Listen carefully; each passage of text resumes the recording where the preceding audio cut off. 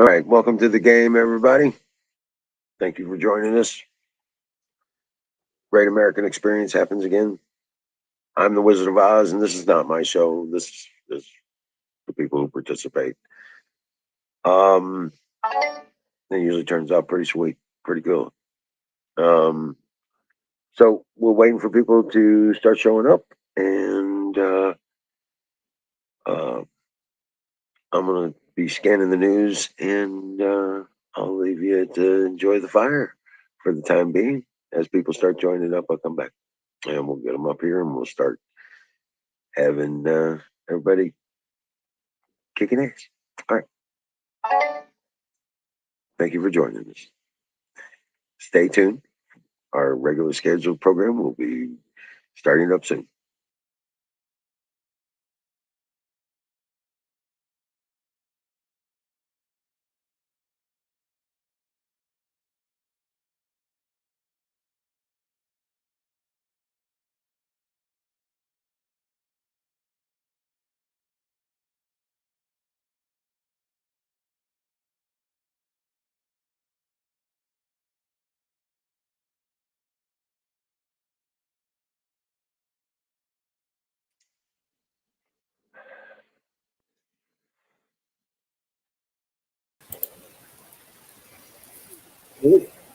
Was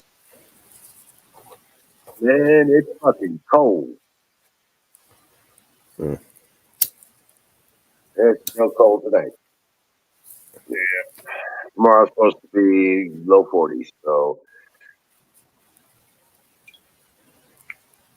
I just one more night nasty. Huh?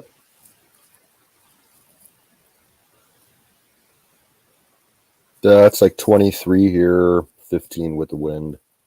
Right. And we got more snow. Yeah, we got a little bit, but just a dusting. Yeah, I don't think we even got an inch. Yeah. Tonight it gets down to 16, tomorrow 23, 20, and then 24, 32. Yeah. By Tuesday, we're at 63, and it doesn't get below freezing at night. Yeah, it's all up, down, up, down, up, down for the next week. Oh, really? Ours Yeah. is ours is a steady ramp up, increasing by about 7 or 8 degrees every day for all the week. Yeah, we might get some rain late, like Tuesday, Wednesday, Thursday. Yeah, it took But maybe all 2 weeks. anything, highs of in the 20s to 30s, lows in the 15s and 10s. Typical Ohio. Right. Well, winter's over. This is the last night of winter for the most part. It's spring from now on.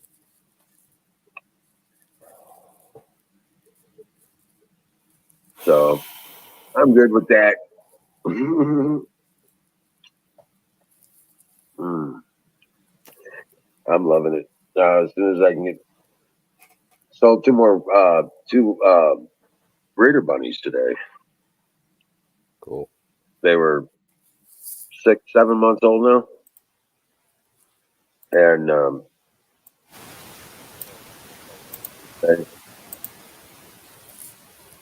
I normally sell the bunnies for 50, for $20, and because they're a little bit older, I would have sold them for more, but the guy that he's a regular customer. He comes by and buys rabbits from me quite a bit.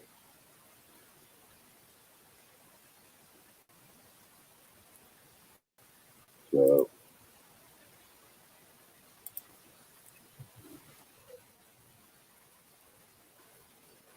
hell yeah.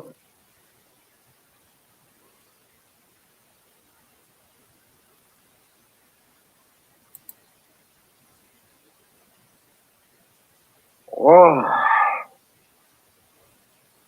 but nice. Um, I'm gonna sink all that into fuel. You know what I'm saying? Before it gets Mm, stupid. yep.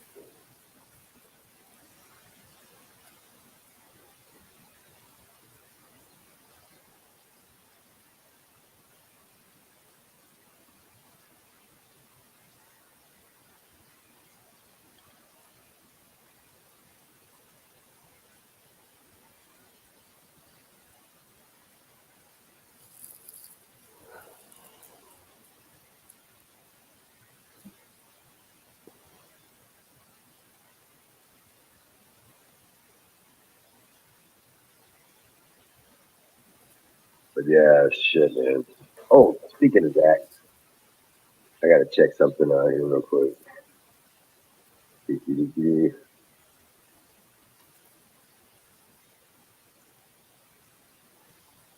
So how was your day? Uh, I stayed up late last night following news and watched a couple movies, so kind of slept in most of the day. Yeah. Oh yeah. Woke up a couple hours ago and started, trolling the news again. Right.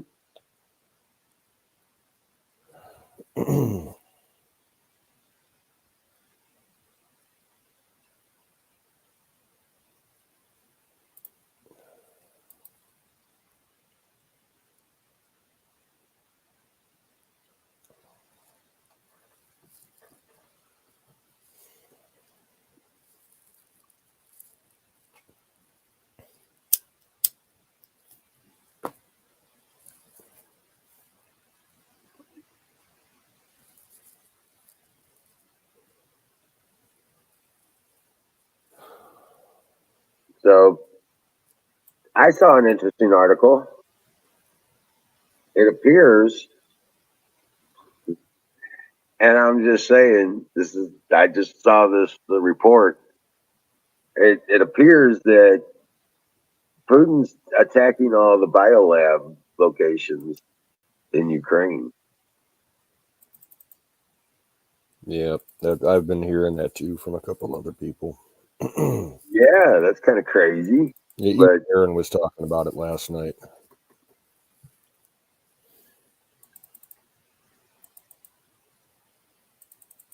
I don't know how accurate that is because my usual sources for, war news aren't covering that. So I don't know.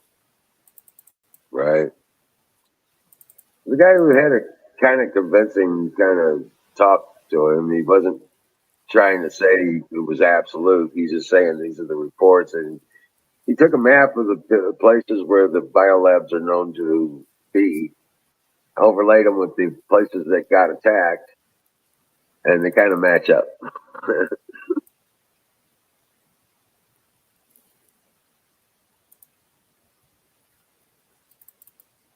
Hey, Zoom bait. What's up? Proper high hex, proper high, It's a proper hex. nasal decongestant.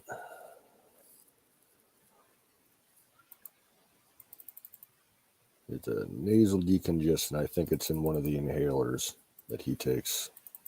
Oh wow.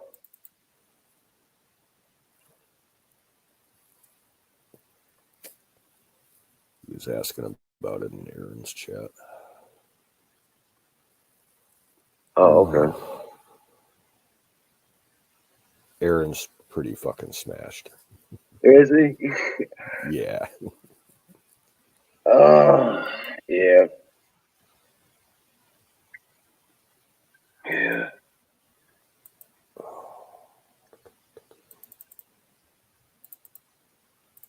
Now, one of the stories that I saw just a little bit ago, um, that big Russian aircraft, the super heavy lift, that AN 225.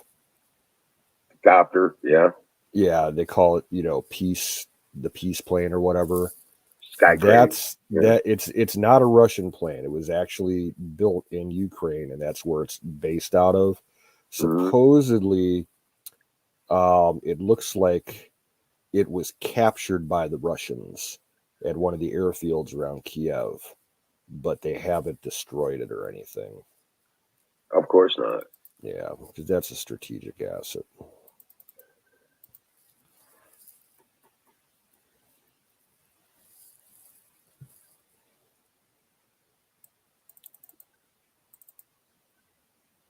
Hell yeah. They ain't gonna Yeah, destroy that. yeah, I think I'll hold off on the rest of the news until we get some more people in here. Right. It's gonna just rehash. Yeah. Right.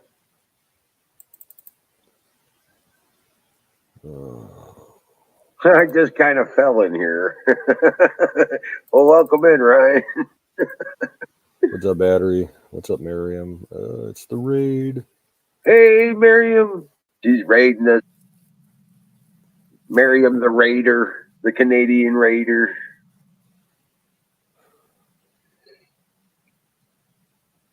Rock on. Oh, man. Welcome in, guys.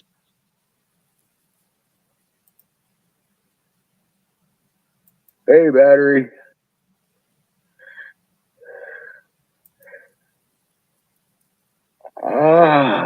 Welcome in, Miriam. Did you get to talk to Max today?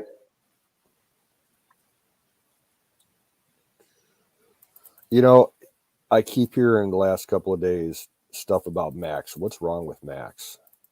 He got crushed between a forklift and a truck. He decided to help somebody get a truck loaded or something, and he got crushed. Oh no, that sucks. Yeah. Hey, there's And there Max. he is. Yeah. Hey, Max. God bless you. Hope you're doing okay. At least on the path to recovery. Shit, man. We've been trying to keep abreast. It's definitely been in our prayers, brother.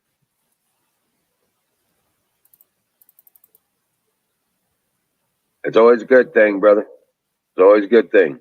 Being alive is good.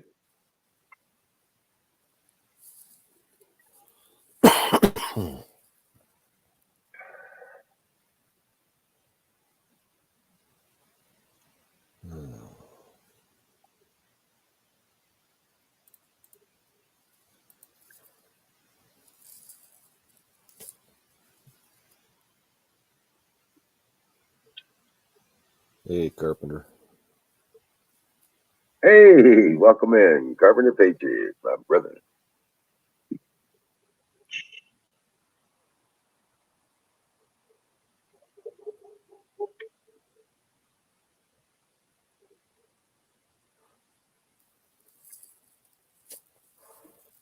He retained his typing skills.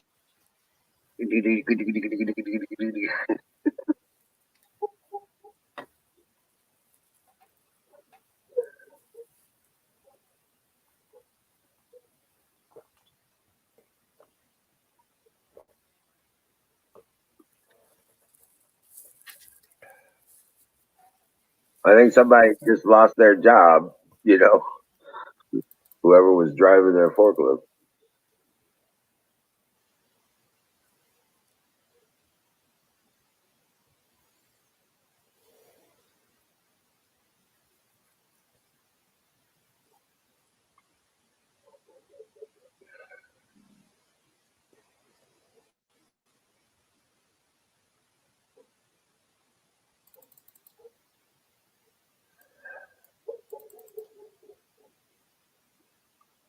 Hey, welcome in, Brian.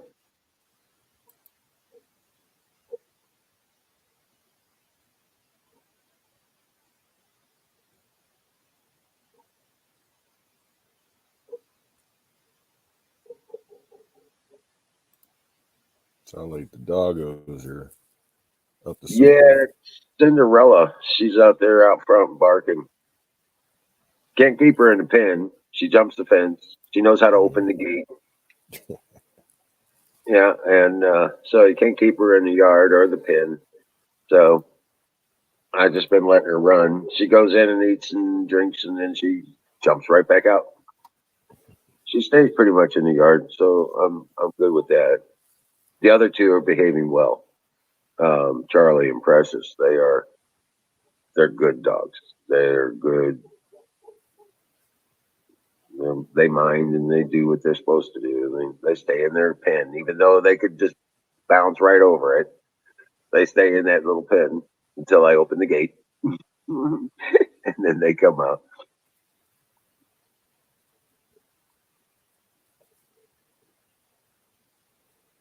But yeah, we got a herd of puppies now, or dogs, I should say. I have to build kennels for them.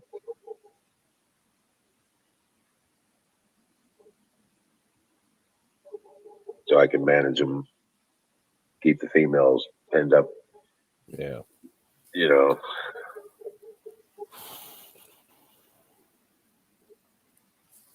So I can manage that part of it.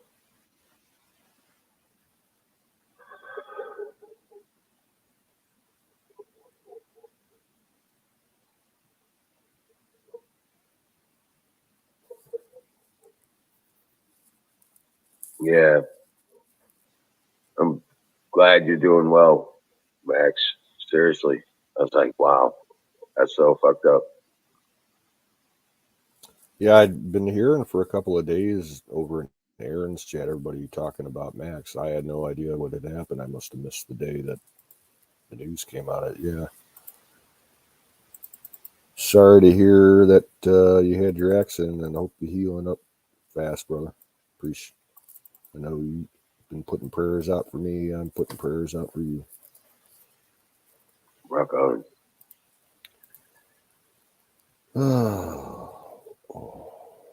So we got the news of the day.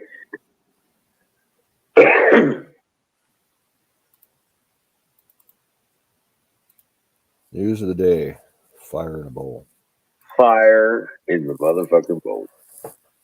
Oh yeah, brought to you by Sausage Gravy Biscuit Farms. .com. .com. Oh,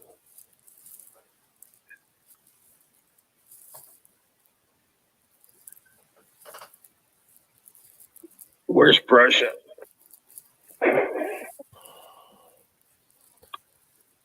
Prussia was like way back in the day. Um, the very eastern or western part of Russia, Poland, and parts of Germany, I think.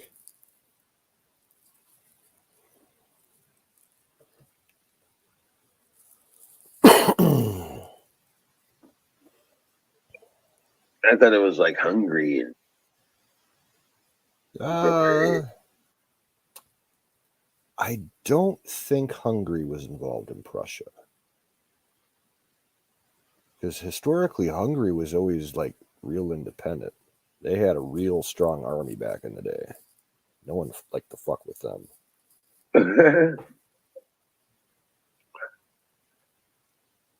But I don't know. That was quite a long time ago. yeah, Battery brought it up. He said he heard Russia hit 5 biolabs in Ukraine.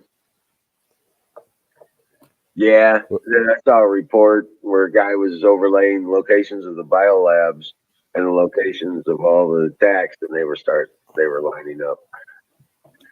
I thought that well, was interesting. just like everything, there's fog of war.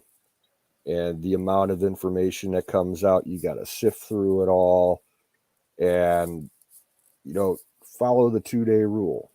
Give it 2 days before things get verified.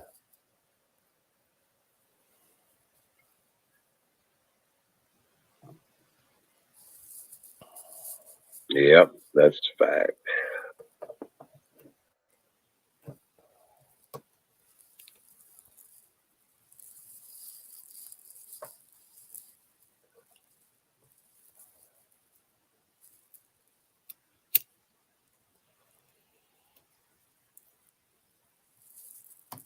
What?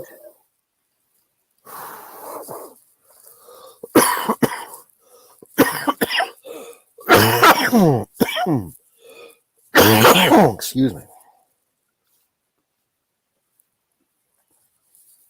Yeah,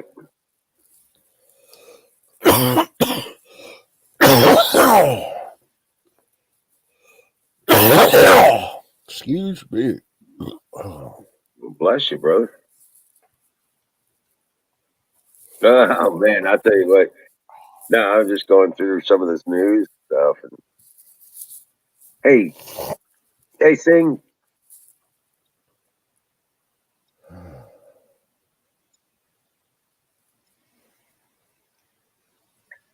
grab a link. Come on up, bud.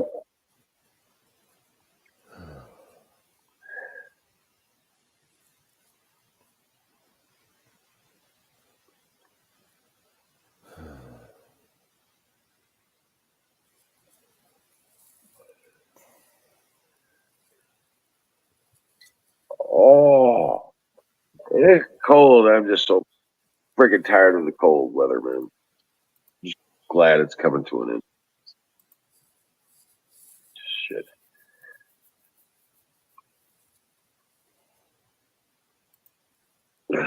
Anyway, but yeah, I'm just like, oh, so glad.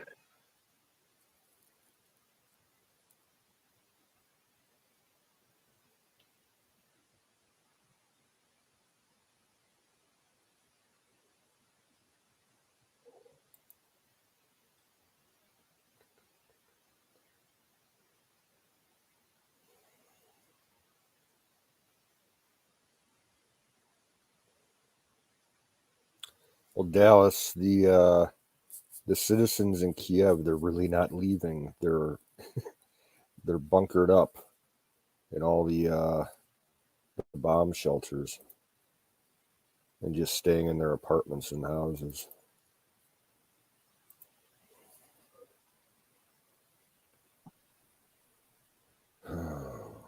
What's up, Sam? Hey guys, how's it going? Hey. Don T, if you're out there, come on up.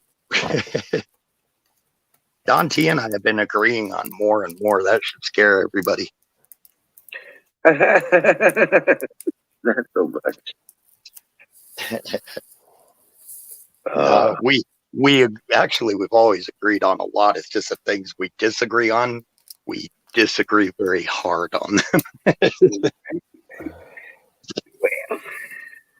But you know what? That's the fun of it. Oh yeah, hell yeah. I like it. I don't like when it gets heated, but I do like debate.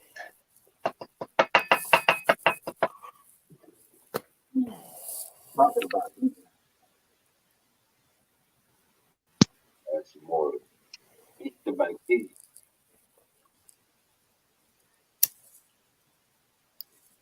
Carpenter, that's a compliment. Only half nuts were doing good. Right?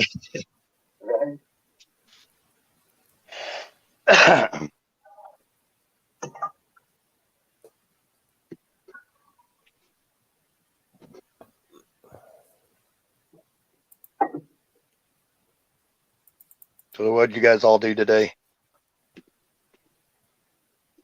I mostly slept. I was Nice. up late.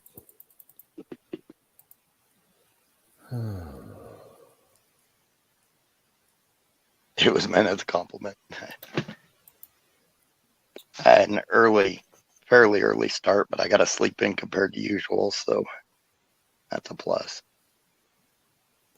I'm kind of reverting back to a night shift schedule, so I really didn't want to do that, but that's the way it's going. Right on. How many acres do you own there, Canoe? You said like 40 or something, right? It's like 33 total. Dang. Dude, I would keep it. I know you've talked about possibly selling it in the past, but land is getting so stinking expensive right now, and it's going up, and it won't fall, I don't think.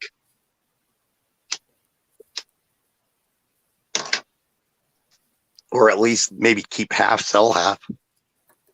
Yeah, we haven't decided exactly what we're doing yet. Nice. It's all tied up still in probate, so I get that. Yeah. When my grandparents died and the farm was left to my father because he was the oldest living son, but there was also percentages to the others, and everybody had to sign off when they sold it.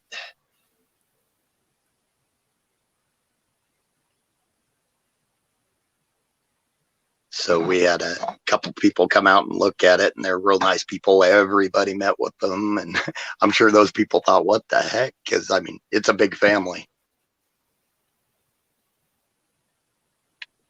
But that farm, it wasn't a massive farm, but it was still, I think, 800 and some acres. I kick myself to this day. When I was probably 22, 23, they all wanted me to take it over, live out there and keep it up. it would have all been mine except for the grandma and grandpa's house. I would have had to keep it up for everybody to go visit, but everything else would have basically been mine. And it was so far out. I was only 22, 23, single, and I didn't want to do it. I wanted to be closer to a town and be able to have fun, drink. And now I look back at it, it's like, God, I was an idiot.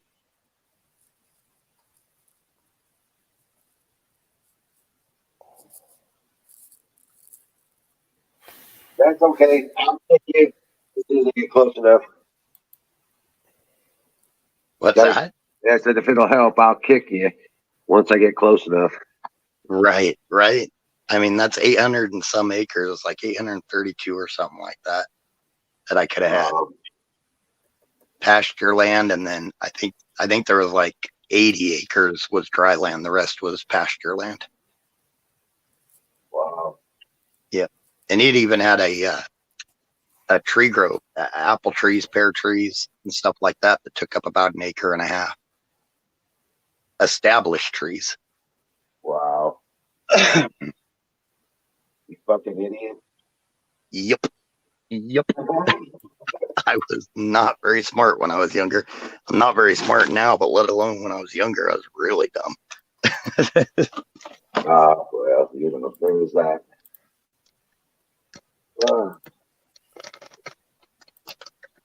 But it's one of those things.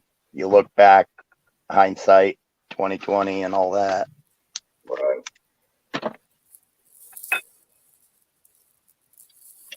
No, I don't have any of that. I have nothing like that. I made a lot of bad choices.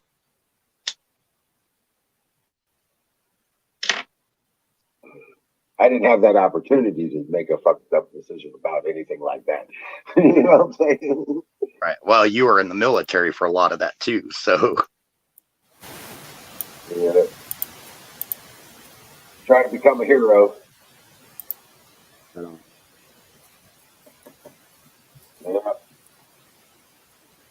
Now, speaking of heroes, one of the big topics in the Ukraine news today has been how supposedly there is a Ukrainian fighter jet pilot that they're calling the Ghost of Kiev. And he's just like basically tormenting the Russians. He's nice. He's supposedly made ace in one day, shot down 5 planes in one day. And the government's not confirming everything. It could just be like a folklore tale that just spreads around and goes viral because people need the morale boost and everything.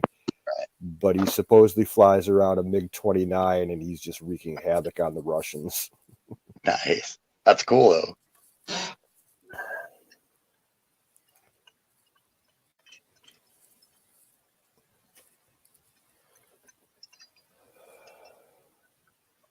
These are times when legends are born, my friends. Yeah. Another story that I saw today that can't be confirmed yet was that Ukraine actually launched a strike against Russian soil. They took out an airfield across the border. Don't know if it's true or not. If they did, good for them. I tell you what though, they're punching back. They're not, they're not just sitting down and running. They're punching back, and I say good for them. There was I saw this video today.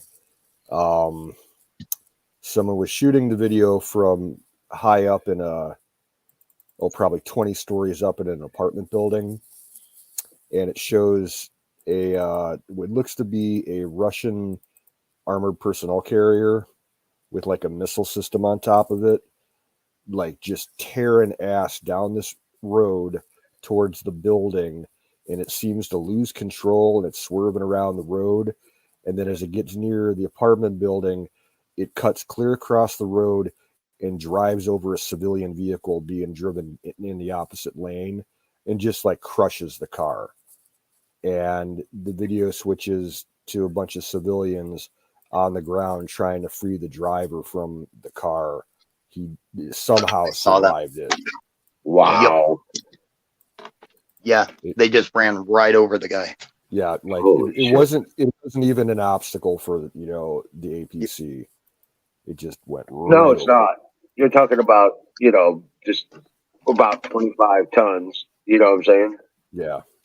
Oh, and it was a mid-sized car, like the equivalent of like a Saturn. So yeah, it just went bloop, bloop. But that guy surviving is a lucky man. You saw the look on his face, kind of like, what the crap just happened? Yeah, he's all in shock. Yeah. And then there's a couple videos. They're like, dude, that was a car.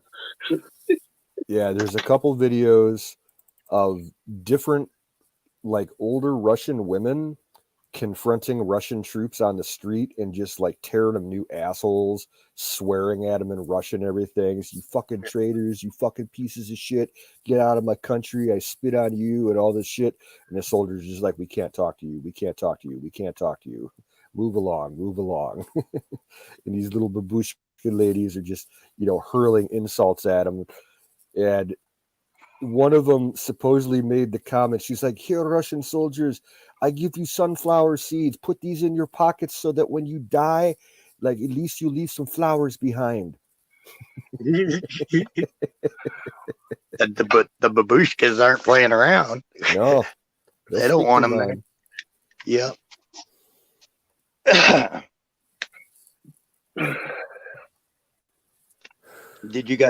Have you guys been keeping up on some of like the NATO meetings and stuff? There's no point. That Ukraine's not in NATO. Well, no, the concern right now is Poland is raising red flags, and Russia demanded that any country that became a NATO member after 1997, that all NATO pull out of any country that became a member after 1997.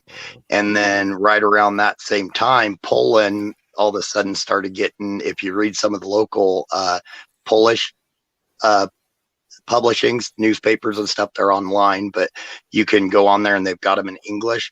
Now they've got these pro-Russian extremist groups popping up in places. The same game. No, you know what that's not like a spontaneous organic thing. Oh, no. That's Russian special forces. Yep. They have, it's part of the Spetsnaz program. Mm-hmm. They call them little green men. And Yep. They pop up inside countries right before something big happens. They've been in Ukraine for years now, but they're going into other countries and they stir up shit. They find, the political radicals, fire them all up, and just, they cause problems. Yep.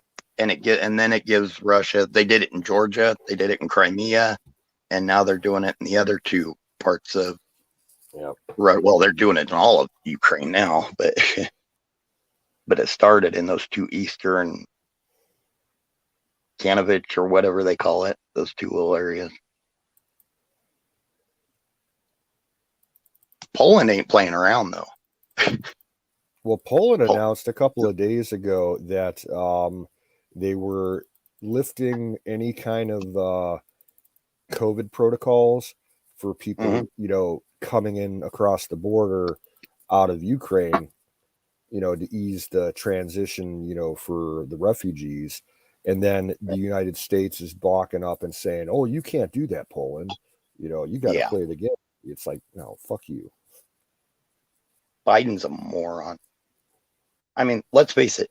Every time the Democrats lift all sanctions and try to do these whole resets with Russia, and every time they do something to take advantage of it, seems to me that they're more consulting with Russia than anybody else. Look at all the gas we got, the barrels of oil we got from them this last year. Yeah. Hey, Moggies, welcome in.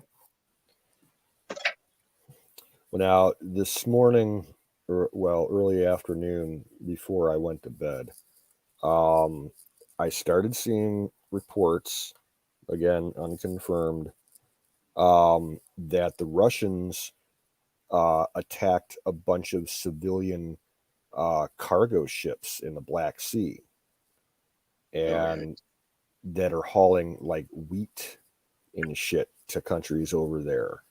Like one of these ships was actually chartered by Cargill, to haul grain. And now they're saying that the international grain market and the food markets, across the world are going to start being affected by this. So stock up on food, people.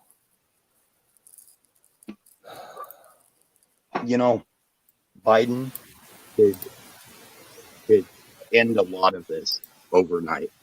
He could say because he could get rid of every bit of Russia's leverage. He could say, okay, desperate times call for desperate measures. Crank up the drilling, crank up the pumping of oil and natural gas, and let's start supplying ourselves and Europe all that we need to No, take he away won't. that leverage. He won't. I know. It doesn't fit his agenda. Yep. And it's sickening. You can't tell me it's about global warming when we still use the same amount of oil that we did before. We're just buying it from a different place and paying more for it.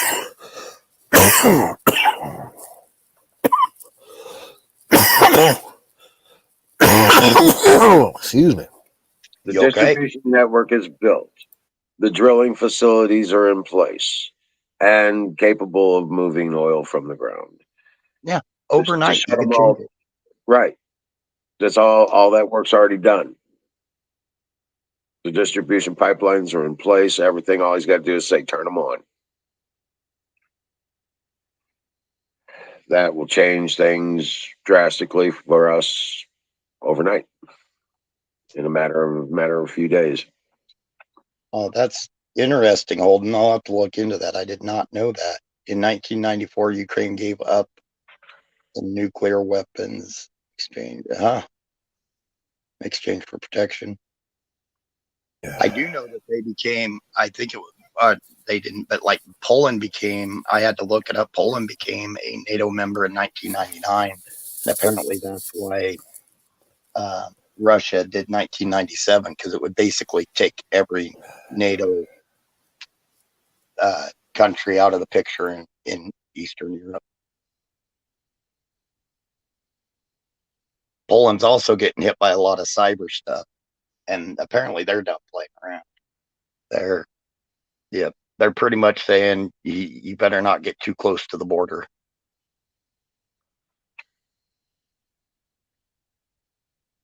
Is all I know is that this can't be a U.S. led thing. This has got to be NATO if anything happens. It's got to be the alliance, because for one thing, we can't commit ourselves there and still keep an eye on China. And China is a much bigger threat, in my opinion. I mean, granted, you have Russia acting now, but China is still the more powerful threat.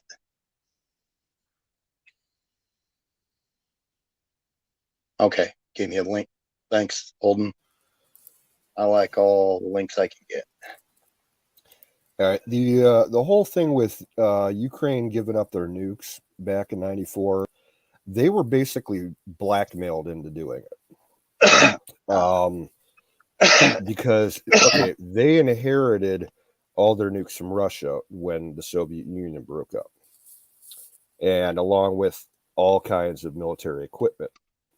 And at the time, Ukraine didn't have the capability to store and maintain all that stuff, especially the nukes. They just didn't have, the practical knowledge on how to deal with them.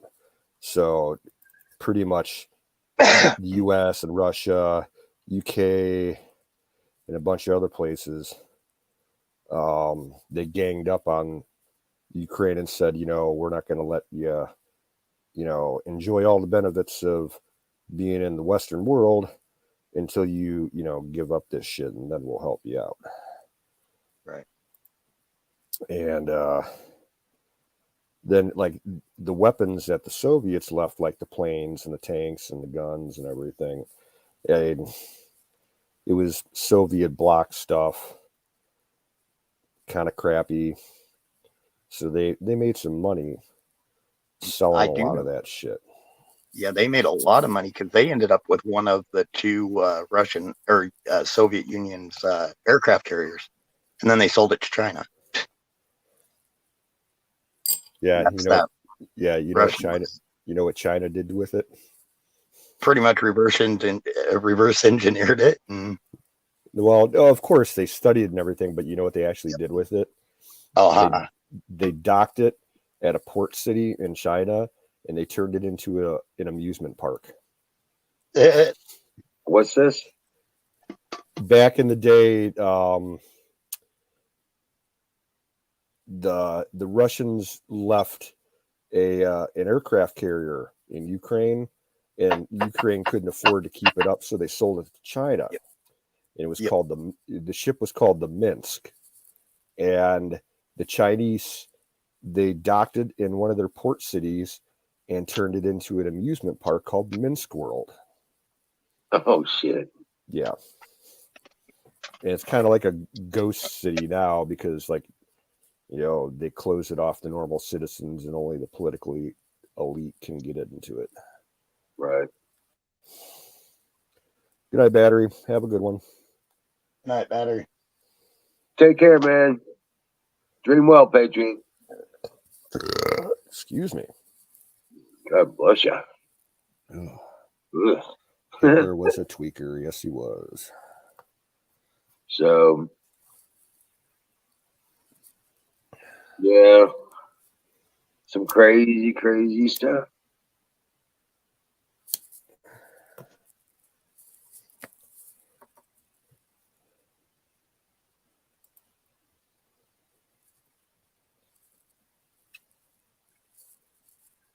Just as long as no more people keep supporting Putin, that's like, dude, he's a dictator. He's not a good guy.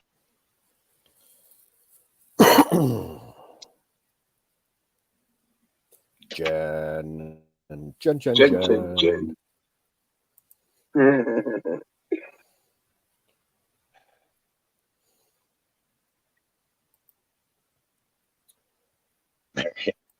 Miriam's Right, not. Max. That's awesome. She says she's getting Russian propaganda news alerts. Yeah.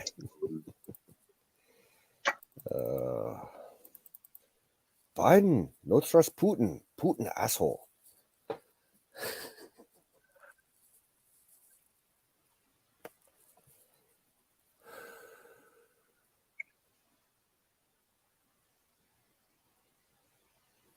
Now, there was a story the first day that the invasion happened. Reports were coming in on the coast of Ukraine, kind of a little bit west of Odessa, I believe. There is a small island that's out in the sea there, maybe a mile or two offshore. And they had all that was basically on this island was, like a military base with, maybe had like 20 people working at it, like a long range radar site or something like that. Right. And there was probably 20 people or so on the island when the Russians came, and they got video and audio from one of the troops on the island. He was recording a conversation between the Russian ship that was offshore, and basically the Russians called them up on the radios and said, if you want to survive, surrender your weapons, otherwise we're going to destroy the island. And the Ukrainian troops are discussing it for a minute, and then they finally went back on the radio and said, Russian warship, go fuck yourself. In Ukrainian. And Yeah. about 10 seconds later, they were all dead. Right. And Zelensky announced either yesterday or today that every soldier that, stayed on the island there is going to be posthumously awarded, their military's highest award, like our Medal of Honor. Right. And I'll remind everybody, Zelensky was working with Trump to clean up the UK. Plus, Zelensky, even after Biden got elected, Zelensky's, a lot of this information coming out of the UK is from his basically attorney generals. They're investigating and cleaning up corruption. Yeah. And then all of a sudden, Putin moves in. I mean, come on. He was not, he wouldn't be investigating the corruption and working with Trump to clean everything up if he was deep state or whatever. I just completely disagree with that. I mean, that's cool if you believe, people believe he is a puppet, but I go by actions, and what he was doing tells me he was trying to clean it up. Well, I like Carpenter's suggestion on the way to look at this. Well, everything you hear is suspect. Yeah. You know what I'm saying? Because all the media has ever done to us is lie to us. Oh yeah. Yep. You got to go back and look at what they're doing and what they've done, their history.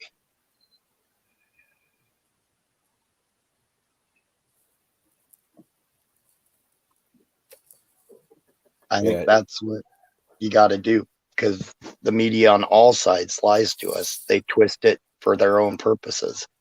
So you got to look back at their history, what they've done, and what they are doing. Sorry, Canoe, I cut you off. No, it's all right. Another thing that's going to be interesting, whether it's confirmed or not in the next couple of days, supposedly Russian forces took over the Chernobyl facility. The old nuke plant that blew up. That's not far from Kiev. I thought Zelensky was elected in like 2016, kind of close to where Trump was. Was he put into office? I don't know for sure, but was. Yeah, I don't know.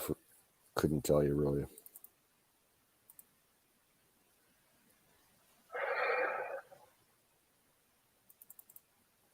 And there was a confirmed attack pretty close to where my family is over there in the western part of the country near Poland. Looks like they launched either a cruise missile or a ballistic missile, and the city where my family is from over there is called Drohobych, and there's a military equipment repair factory there for like rebuilding tanks and shit. So of course it was a target, and my family is like, they're like less than 5 miles away from it, I guess. But like I said, if they really need, shit hits the fan near them, they're, less than an hour away from 3 different borders. So, like I say, prayers that they're safe. Carp says he wants to hear about bioweapons lab, but I haven't heard anything about that. Yeah, it's the most basic, it's a rumor that's just getting floated around as far as I'm concerned. I haven't heard nothing about it. Yeah. That I would even I haven't even seen anybody trying to offset it with information. And usually that's key, that maybe there's some truth behind it if they come out real hard, and say, oh no, but nobody's even talking about it.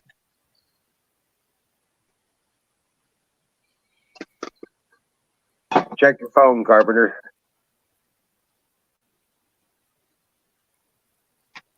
What, you got an article? Yeah. Well, I'm interested. Go ahead and pull it up. Who's it from?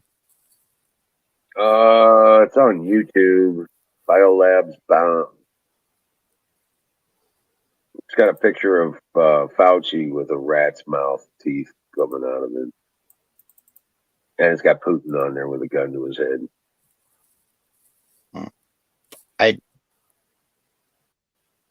I just where they've got so much, we know they got so much in China, and they're pretty much giving free reign in China. I'm not sure why they would need it. We have biolabs, okay? Yeah. We've had them for years. UK has biolabs. I'm talking United Kingdom. Yeah. France has them. I don't care if Ukraine has them, because guess what? Russia has them too. Oh, yeah. Right. I mean, it's nasty shit. Don't get me wrong. I never want to see it used, but I don't even like having the biolabs in the USA. Anywhere in the world, for that matter. Fuck, they used to have biolabs out by Wild Bill by Great Salt Lake. Wasn't there an island off of New York called like Plum Island or something like that was a massive bio lab facility? Well, it wasn't massive as far as size, but yeah, it was Plum Island. And I don't think you can actually approach the island now. You can't get within like 500 feet of it. It's patrolled by the Coast Guard and shit. I think there's a lot of misinformation out there on all sides right now. And I think people need to take time and really sort it out. And if you still believe it, cool. But I just think it's wise to not dive too deep into support for one or the other. Yeah. Miriam says, "May I suggest we ban government?"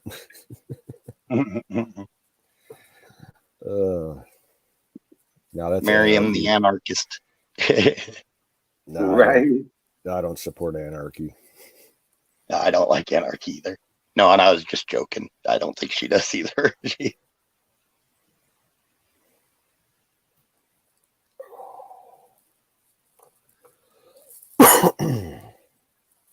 Is all anarchy does is... Oh, my bad. I sent you that link, Singularity. If you could post it in the chat. I can't get it to my computer. I'm on my phone. If I try to, it'll kick me off, and it might shut down stream. It gets me. Oh. Oh, for you, yeah. Yeah. My laptop is down at my brother-in-law's this time. I'm having him fix it this time. Last guy charged me, and he didn't do very good. So my brother-in-law's just going to do it for free. Yeah, Dave said he's sending me a stick so I can reinstall my laptop and then I can function it properly. Then I could actually connect my phone to my laptop and transfer files.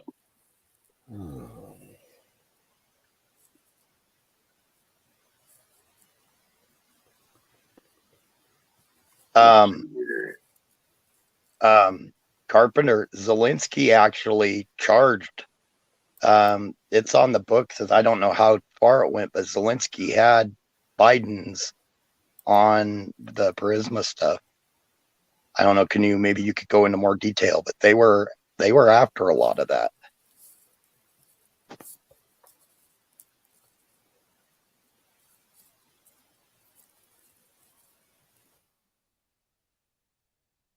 With anarchy, we have no more constitution. Just saying.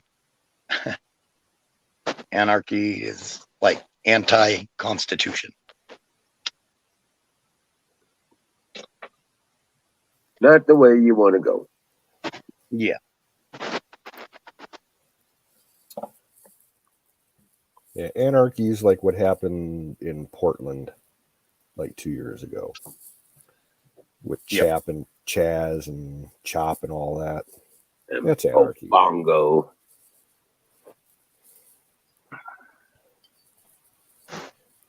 Carpenter, Hunter Biden also got millions of dollars from the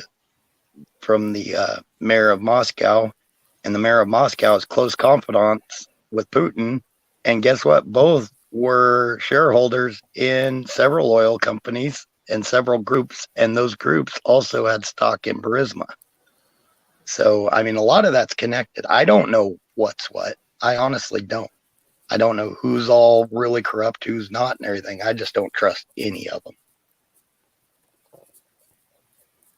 But going by the actions, Zelensky was hammering down on a lot of that corruption, and he was working closely with Trump, which I think should give him a little credit.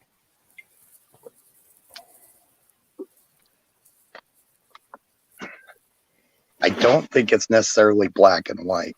I think there's a lot of gray areas that we got to consider in all of it.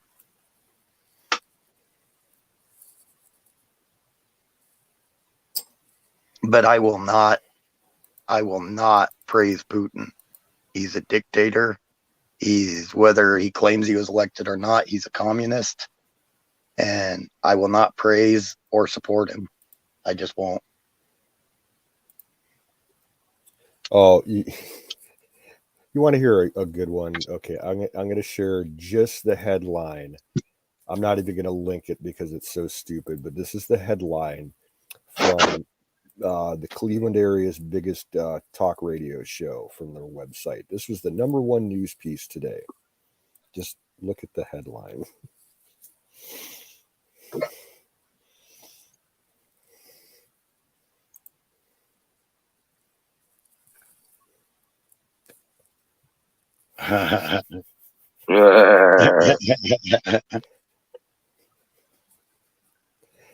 Huckleberry Hound in the house. Hey, there's my Huckleberry. Jexy said hi to me. I'm still impressed.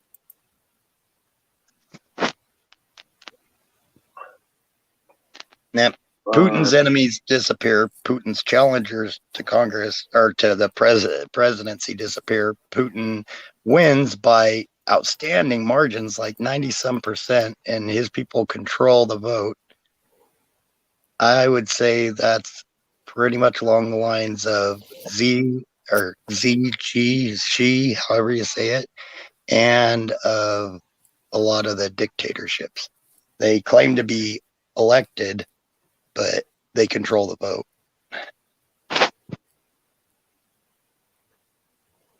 Yeah, 87%. That's not, I don't care what country you're in, 80% approval is questionable to me. It's like, in China, saying the Communist Party has like 89 or 90% approval. I don't know. Maybe it's just me. I question those numbers.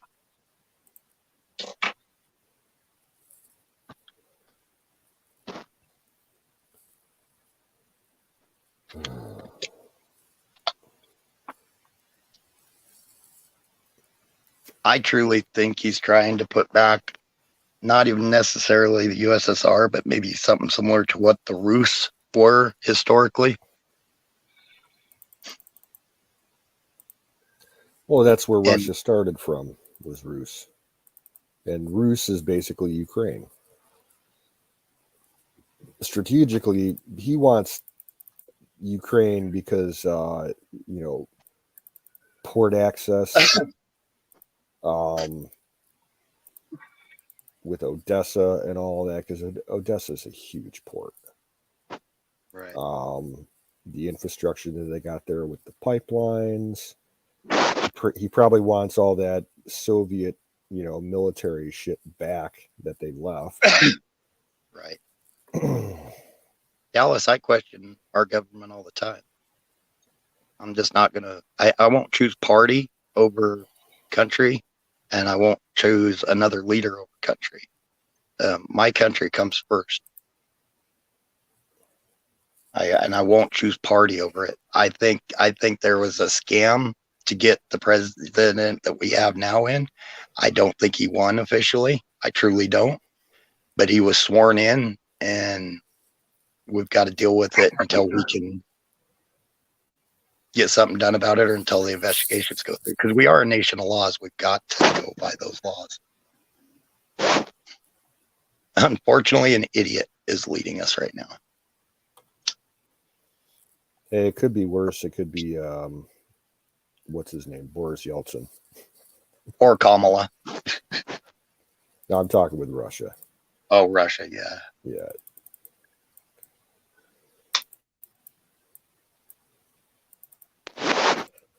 You know whose opinion I want? I want to see what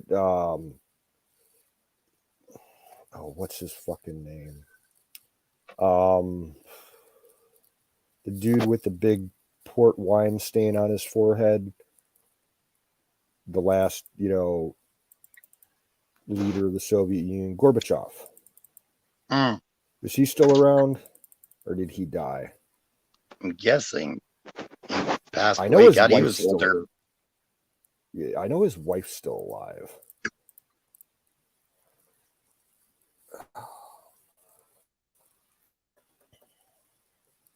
Okay, I managed to get.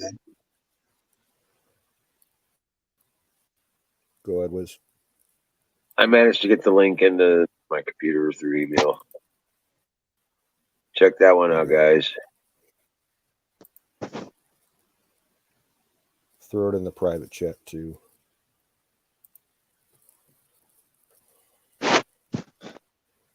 Anarchy,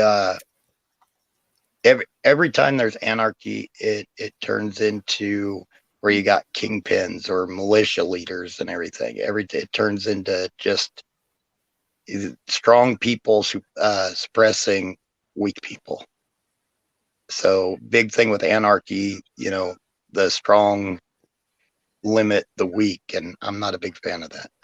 It's mob rule. And it just becomes mob rule. Yeah.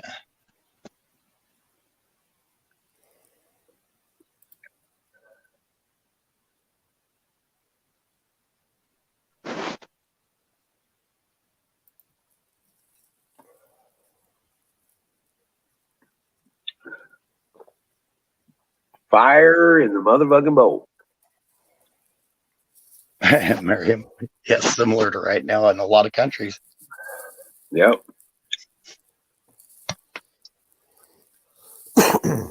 Who's got the bigger gun?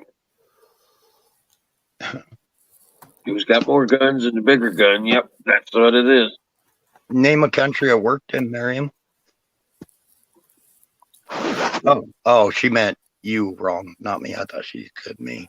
But yeah, an actual democracy. That's why I'm glad we're not a democracy, because an actual a full democracy like Greece had is basically mob rule. And that's why I'm glad we have a constitutional republic.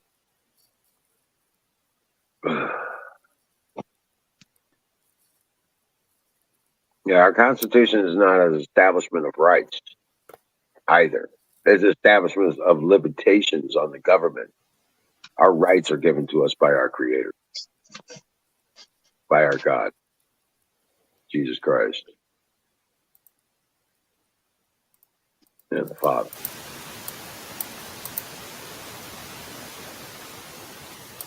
The Constitution is just an enumerator of those rights and restricting government from interfering. Okay, Miriam, we're all wrong.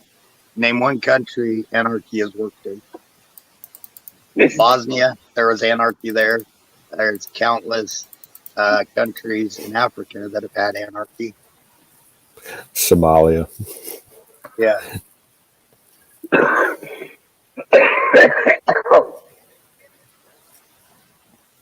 No, anarchy is the absence of government. Yeah. You know Mikey exactly B what is in the anarchy house. is. What's up, Mikey B?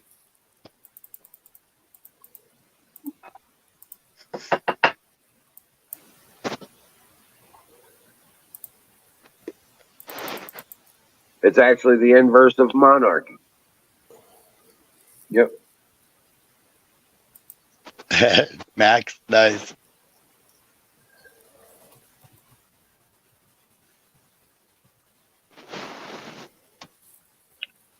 Well, until the usurpers came along, it was working for us.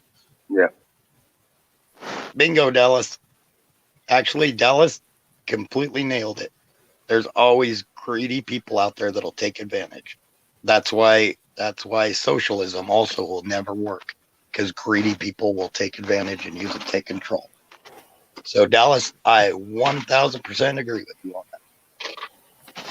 If everybody was good people, a lot of these would work. A lot of these different governments. Only thing is, we have to, as humans, we're naturally greedy, so we have to be held in check. To be honest, with say a constitution with laws. Dallas nailed it on that.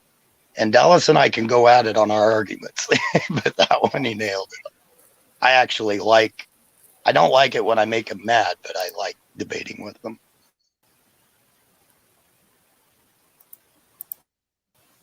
Right, Carp. Amen to the Constitution. There you go.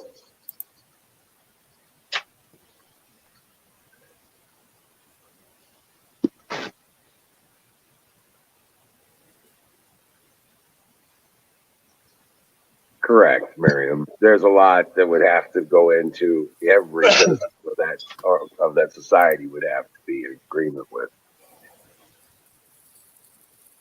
If we could somehow get greed and selfishness just out of our nature, then a lot of things would be better. I mean, capitalism isn't so bad, but look what greed has done to it. Yeah. And actually, we're not supposed to really be capitalists. We're supposed to be a free trade. Free market. Free market. Thank you. Yeah. And there is actually a difference. Mm-hmm. A free market with anti-monopoly laws. Yep.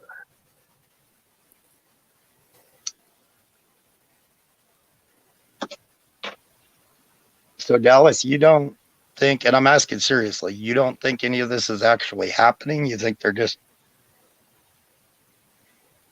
doing shots to make us think?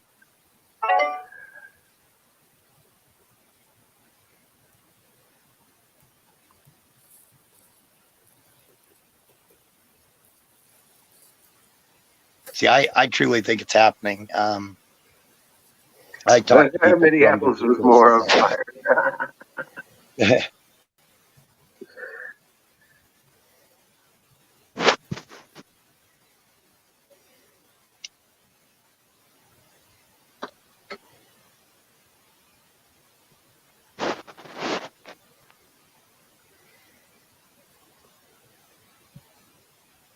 Anarchy is the absence of laws, Miriam. There's been several places that have been lawless. I mean, if you really think about it, in a way, our Wild West was anarchical. And that became who was ever quickest with the gun was the one in the right.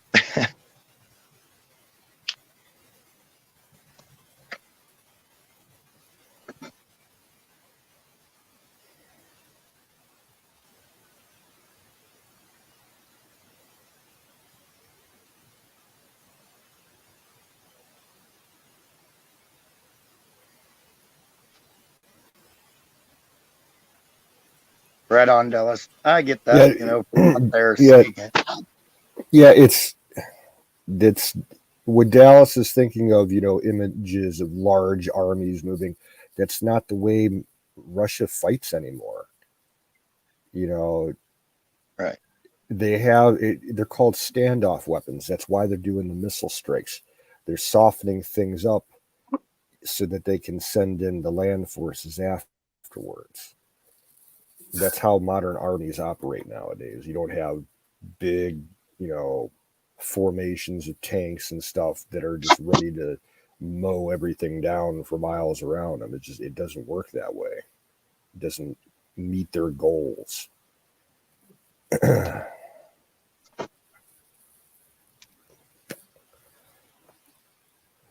you guys still hear me? Yep. Yeah. Okay. I'm gonna do something. Hopefully, I don't leave. Still there? Yeah. Yep. Okay. This is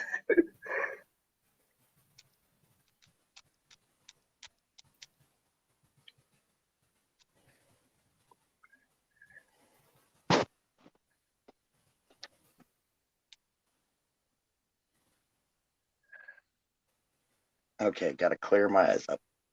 I'm going to read the definition of anarchy. You're right. That's what I was just going to say. Maybe somebody hadn't read it. A state of disorder due to the absence or non-recognition of authority, absence of government, and absolute freedom without law of the individual, regardless of political idea. Sure, a lot of absence in there for being wrong. Yeah, absence of government and absence of law. Mm-hmm. So I get that maybe modern, anarchists have a different definition, but that is literally the definition. I looked it up. That was Webster's. It's out of the dictionary. What? Okay, Miriam, you tell us, what is your definition of it? Yeah. I'm just saying that's what I read it directly off of it. That's what I've always heard it was all my life. But what is it? What is anarchy? Then, if we don't know what it is, tell us. Shit, I don't want to be wrong forever. Yeah. Been lied to before. Shit. What is anarchy? And Webster's has changed definitions in the past year. Yeah. No rulers, no slaves.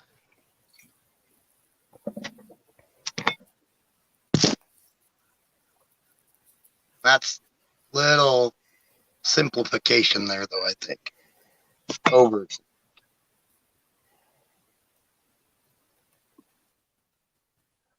But I get it, Miriam. I mean, and like I say, ideally, and this is where I said that Dallas nailed it.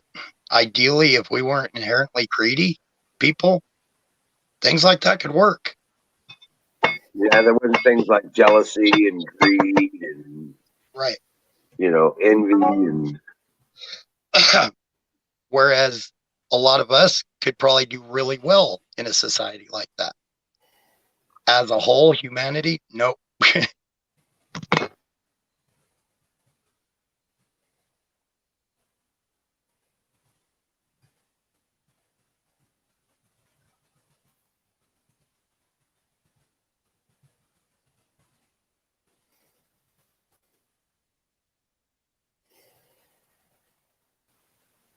Well, the Constitution is drawn up with the support of natural law. It's drawn up in support of natural law. Yeah. Okay. So here's an analogy. There is no really law. We all define our own laws. There's no, no masters, no slaves. So you've got land. Well, no, you know what? Under my law, that should be my land because I'm producing more than what you're able to produce on it. So I get rid of you and take your land. Now, who's to say that I'm right or wrong? Because I was more powerful, so I was able to take that because under my law, it needed to produce more. Or under my thought, it needed to produce more.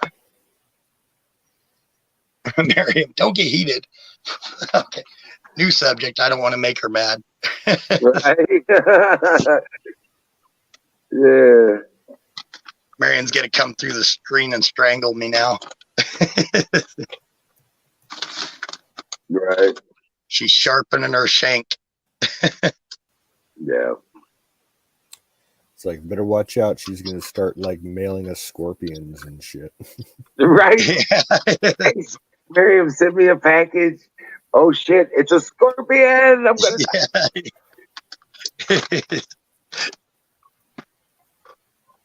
Okay, if I get a package from that area, I'm not open.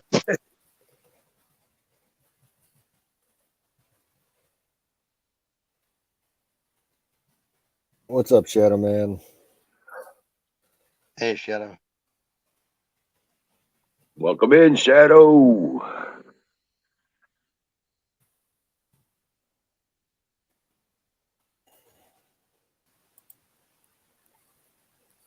Yep. George Soros is all over that shit.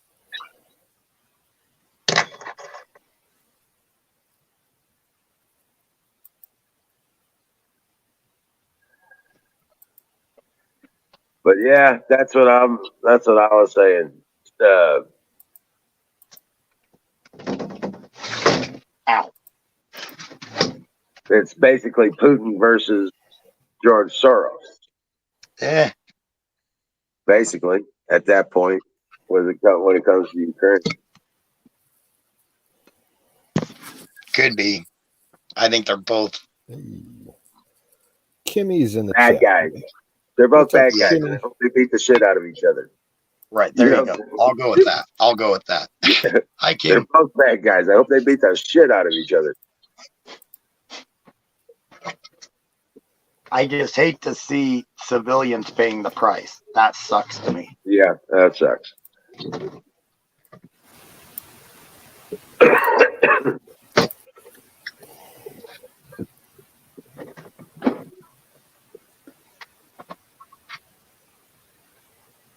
Oh.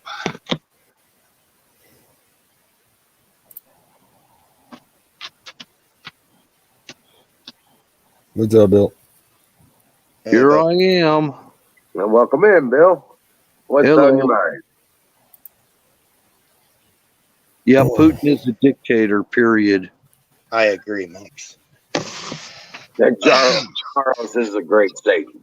Okay, But so I think Soros is worse than Putin, and I think he's behind all this whole freaking Ukraine thing. he's behind all this bullshit. He's behind all of it. All of it. Nobody seems to want to blame Soros. They want to blame Putin. They want to blame Biden and everybody else. I think Soros is the problem. Sorass. Soros thinks he's a god. To be honest, at one time I was sitting there thinking, it's like, you know what? I wonder if with this Zelensky doing all these investigations and they were losing their grip on it, if they didn't purposely poke at Russia, use their people to purposely poke at Russia to get them to do this. But I still think they're both bad guys. Well, I think there's more behind the scenes. There's always a money trail. It's always about it's always about the money. Every single time.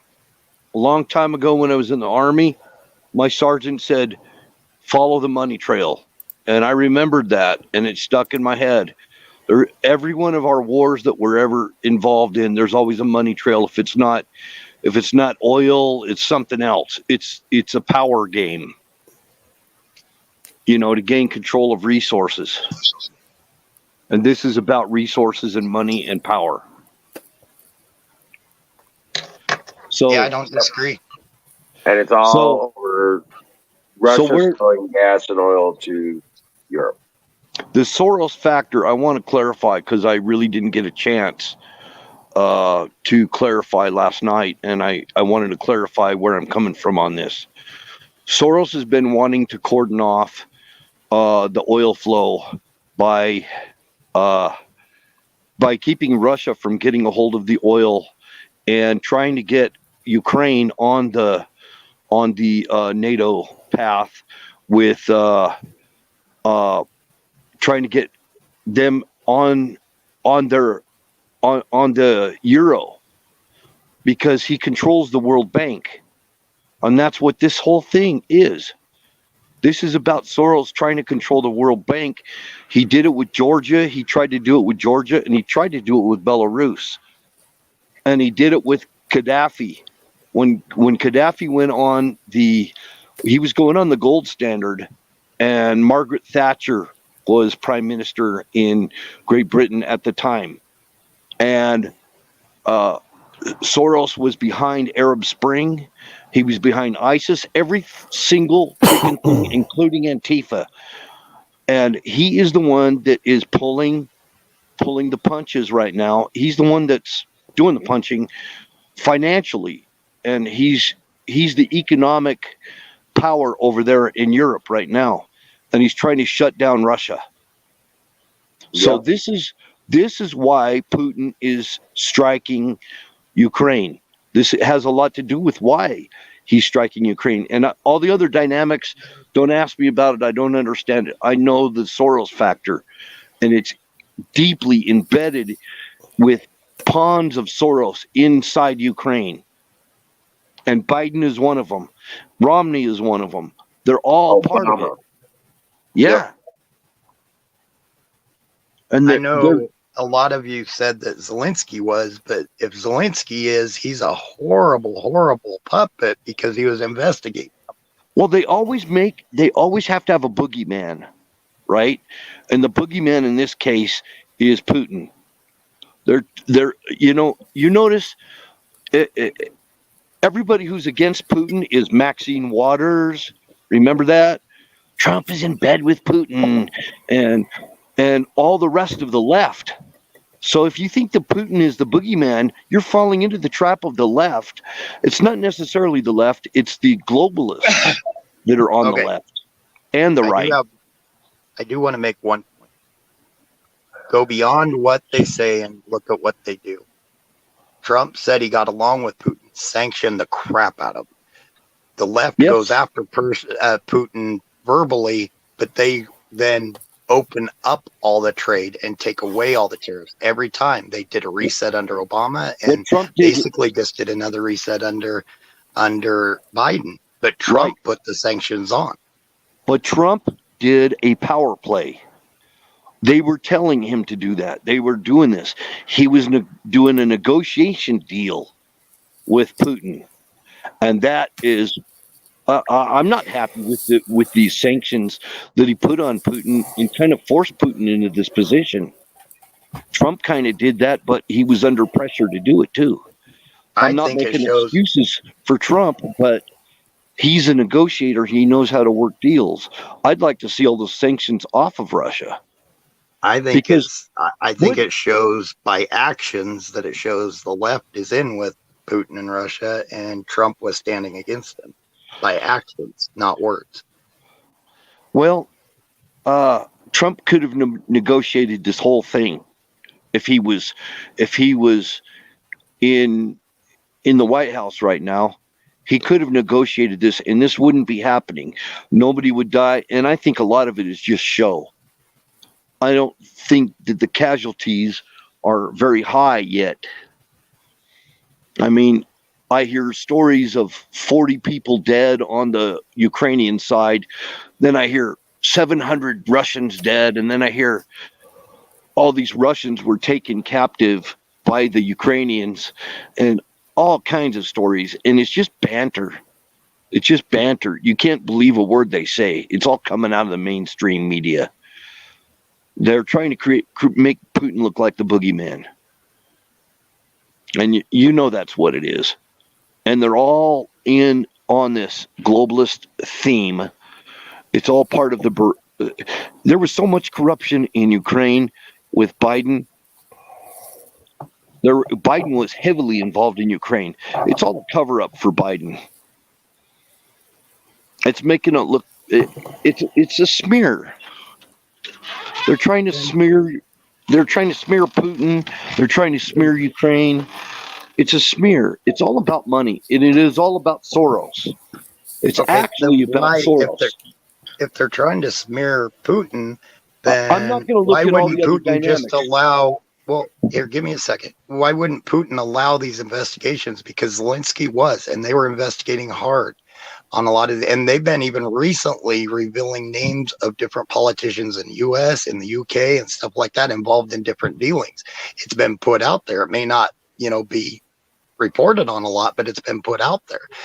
And why would Putin then go in if all this is getting taken care of through the government? I'm going to explain the fundamental part of this. Ukraine originally did not want to go on the Russian ruble. They didn't want to go on the Russian ruble. They don't hate Russia. They're close with Russia. They were. On the other hand, they also didn't want to be part of NATO. And they didn't want to be part of the European Union. They see how screwed up the European Union is. So they've been very hesitant in getting Zelensky. All he is a New World Order member of the European Union that got put in there. He is a plant by Soros. And so whatever Zelensky says, it has no credence with me. It does with the left. And all the news makes him tries to make him look like the good guy. It's like the thing with Assad in Syria. Always, bombing the shit out of Assad and everything else. That was all a cat and mouse game, Assad, the boogeyman. It was, and ISIS, and it was a haven for ISIS. All of that, we found out it was all lies. We found out it was all lies. Okay, You got pictures of John McCain standing there with freaking ISIS, with Abu Bakr al-Baghdadi, whose real name was Simon Elliott. Okay, and he was there. Go ahead. Do you remember the media attacking Zelensky so bad, saying he was a Trump puppet, and he was really bought into the whole Trump phenomenon, and they went off on him, saying that he's a scary person to be in the leadership role of the Ukraine, and they like tore him apart, and the left and the media still don't like Zelensky. I don't like him. They use Trump, but you said the left really likes him, but they don't. Oh, well, they really do. They do right now. They do right now. No, they're with the invasion, they're supporting him possibly, yeah. They like him. They're supporting him. They want him to. Why are they supporting him? Well, not all of the left. Maybe a lot of the left. Maybe not all of them. But the point is, Zelensky is a Soros man. Think about that. He's a Soros man. And what I was getting down to was the fundamentals of this whole thing. Ukraine wants to be their own country with their own currency. The people of Ukraine. I'm not talking about the government of Ukraine. The people in Ukraine want to be their own government. They don't want to be on the euro. They don't want to be beholden to the Russians or to the European Union. They want to be completely independent, and everybody's trying to get their foot in the door in Ukraine right now, because that's the pipeline out of the Black Sea into Moscow.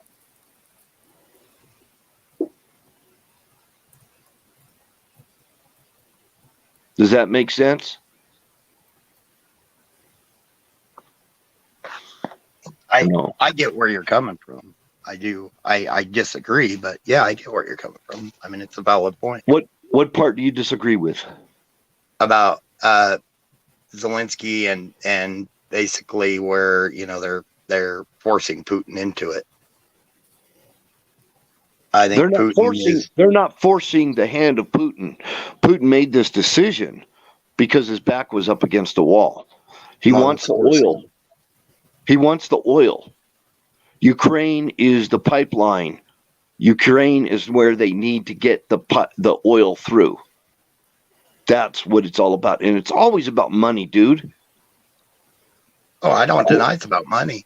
That's why Putin, I believe, is trying to put back together the Soviet Union. Have you listened to his speeches? He wants the oil because he wants the economy to thrive. And he sees that we have a weak president. He's not in love with the Chinese either. Now that I agree with. I've seen an article where the Chinese just screwed over Russia through the bank process. Oh, they'll screw you over in a heartbeat. And they also signed a lot of trade deals for food, and then China's buying oil and sending food up to them, and a lot of gray areas.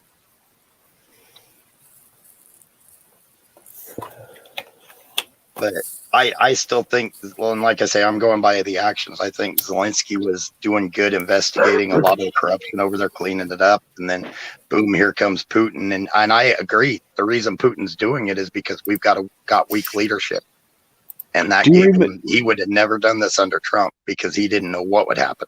Do you remember it wasn't that long ago when the Russians went into Ukraine not too long ago.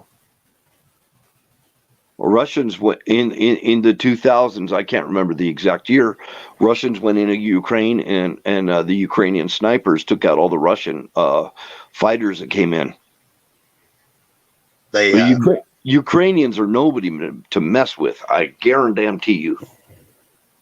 And they want the country. They want their country. Look how they've held up. They've held up the move in, and I think Putin miscalculated. Because they held them up a lot more than they thought they would.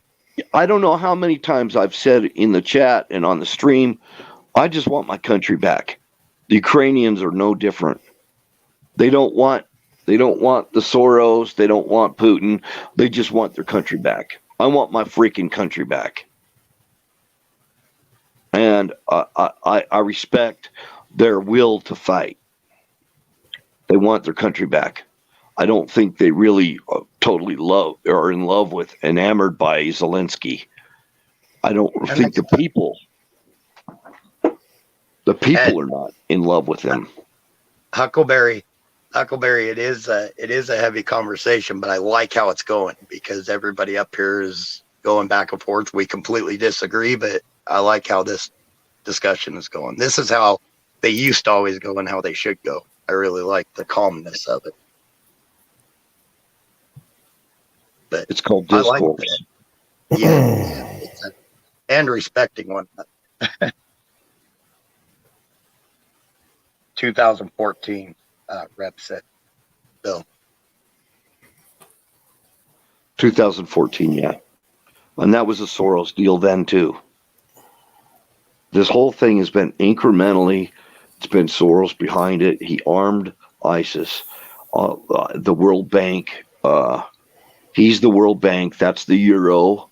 They wanted to get us on the Amero here in the United States and in Canada. They wanted us on a North American currency so that Canada, the U.S., and Mexico all had the same currency. And that was a novel idea, I thought, at one time.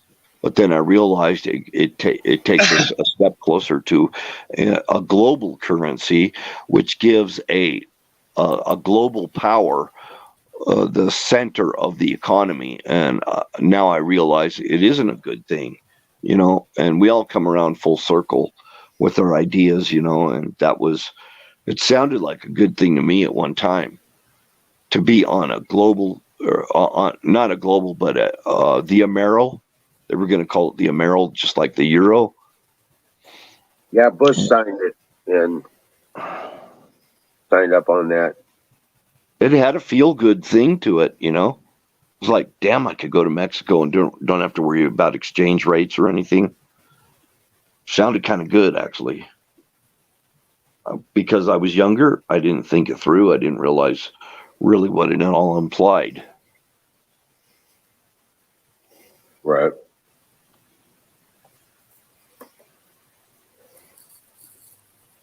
And it takes a while. It takes a while to digest all this crap. We still haven't digested what's going on right now in Ukraine. People are just like, what the hell, Well, let's put it this way. History is always written by the victors. So we just have to wait it out and see, what truths, become truth. Right. Yeah. Well, all we can do right now is just watch the news reports, watch the videos, and judge for ourselves what's going on. Because all we know, Caduce, all I know is that truth is there's always only one truth. It's like lining up 10 kids against a wall and saying, "All right, who threw the ball through the window?" And every one of them is going to deny anything. Yeah. But there's only one truth. There was one kid who threw the ball through the window. There was one kid that did it. That's the truth. And whether you're going to find out or not, that's another story. But there is only one truth. There's not 3 or 5 or 6 or truth is relative. No, bullshit on that. There's only one truth. Yep, sings a deck. Yeah, I had to highlight it. I am so glad to see you back, Max. Yeah, I was really kind of freaked out. I want to tell you, Max, I wish you a speedy recovery, and I hope that you heal extra fast and get back in your game. I'll be right back. All right. Max and I didn't used to get along, so it depends on how much he remembers me. He might actually be serious about thinking I'm a dickhead. He might not remember us getting along. He's still the same. Face over in the corner. He's still the same, Max. Yeah, he's still the same, Max. Right. He might have to rediscover himself, though. Every time I have an injury, I rediscover myself. Yeah. I don't remember that being there. Shit. You remember every time you got hurt and stuff, it's like, oh, my life is over and everything, and then you think, I'm gonna overcome this, and everything starts to change, at some point.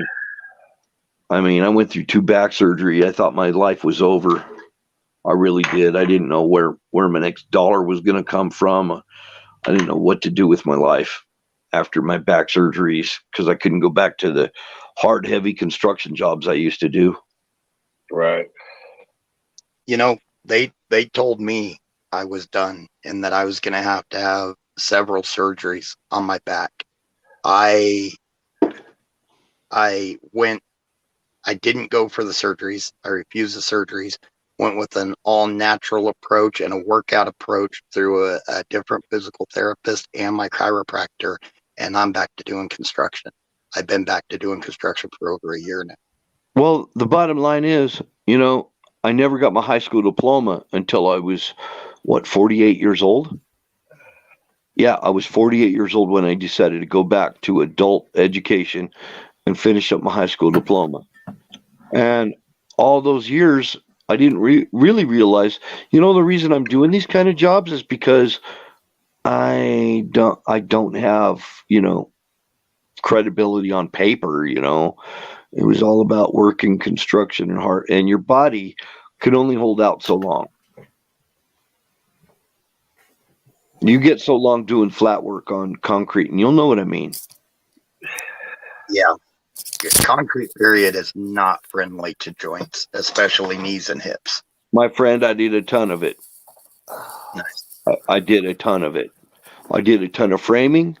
I did a lot of framing. I did finish work. I did a lot of construction. Anyway, the whole point is, and I used to pack 5-gallon buckets of paint up and down flights of stairs and move drop cloths and be bent over all day long, cutting in baseboards, and then lean back, rolling ceilings out all day long. That kind of stuff, it does a number on your body. It's hard, heavy work. Right. I want to carry a 5-gallon bucket of paint in both hands, climbing up 4 flights of stairs. See how you feel after that.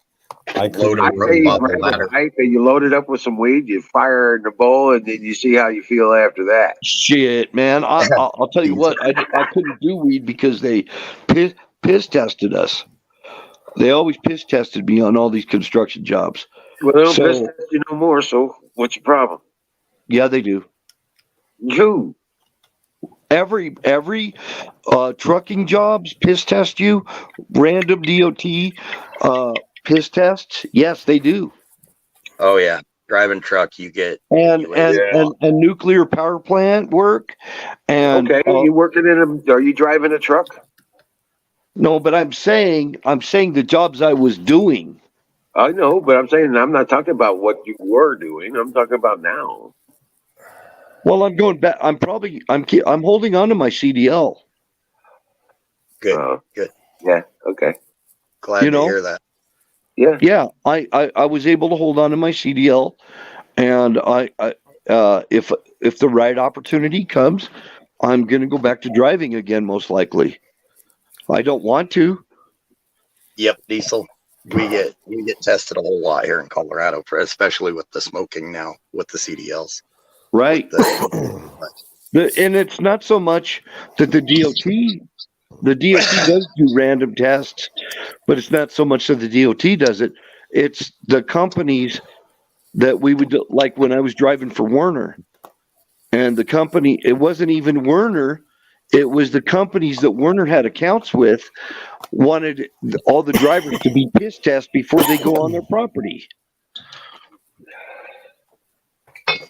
Diesel brought up the rigs. And unfortunately, the two careers I chose were two of the worst on the body. It's the rigs and construction. Well, painting is hard on your body if you do the kind of heavy painting that I did. Right. And that's kind of part of construction too, though. Well, it is construction. I mean, I painted airport parking units, freaking airports, Mormon temples, all kinds of shit. Carpenter. Huckleberry wanted me to, I don't know if Max is just playing, but Huckleberry wanted me to explain to Max that, yes, Max, as much as we argued before, we were actually pretty tight towards the end. Yeah. There. It's like, so we were two of the bigger friends in here at the time. They're mind melding. There was a whole joke about it. It was like, oh, shit. He sounds exactly like Sting. Yeah, you actually freaked them out because they thought they were stuck with two of me. Well, anyway, those hard, heavy kind of jobs like that, that's usually when you don't have an education, that's where you wind up doing. You just kind of fall into it to make enough money to feed your babies when you got little kids and stuff. That was all pie. Just to wrap up what I was saying. And I'll let Wiz talk about his pie and everything. Yes. Pecan pie with a cinnamon cake, with a gooey butter cinnamon cake topper. Oh, yeah. You bastard. Oh, my God. It's so good. That's my favorite pie in the whole world. Pecan pie. Mm-hmm. Mm. Well, blueberry is a close second. Blueberry's real close. Yeah, it's always good. Always good. Dude, this is quite good, though, too. I got the pecan pie, and it's got that gooey butter cake. You ever tried strawberry? You ever tried strawberry rhubarb? Yep. My aunt used to make it. She used to grow the rhubarb. My Nana used to make it. It was awesome. I got a rhubarb plant at my place that's probably 60 years old. A rhubarb? Yep. My grandma planted it, after they bought the farm back in the late, about 47, 48. Man. Wow. That's long-living plant. Oh, yeah. I've been trying to get rid of it for years. It keeps popping back up. Well, the tap roots go real deep, don't they? Yep. Well, they have kind of a big sprawling root system that sends out multiple tap roots, and they just get everywhere. It's been in the same spot for as long as I can remember, so that's 40-something years. And it was planted, 20, 30 years before I was born, so. Well, my grandmother would make me mow her lawn, She'd pay me to do it. She always gave me $10 or something to mow her lawns. And I'd run over that damn rhubarb and she'd come out yelling at me, "You ran over my rhubarb." I'm like, "It'll grow back." Always does. Hi, Wiz was there. Good one.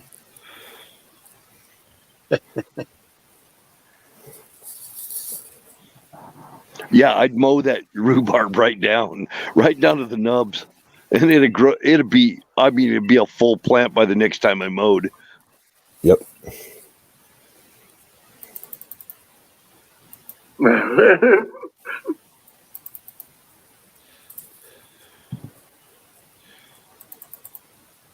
But here, if you want to make things green, you got to have a sprinkler system. Yeah. You know, and in fact, with the water shortage we're having, a lot of people are upgrading their sprinkler systems to that, that real fine spray. Like either that or a drip system. Yeah, it's a mister. Yeah. A mister. Yeah, exactly. And it works good. Mister works really good. But my little sprinkler heads, I burned them off with my flamethrower, trying to kill the weeds. Mm-hmm. Oh, you have one of those little dragon flamey things. No, I have a big one, a big tank. I literally have to set it down. Okay. I use a 5-gallon tank, I guess. 6 gallon 20-pound tank. Yeah. And I'll take it out as far as and then I got to go and move it, move the tank. I try to keep the tank away from the areas where I'm burning. Of course. I hope so.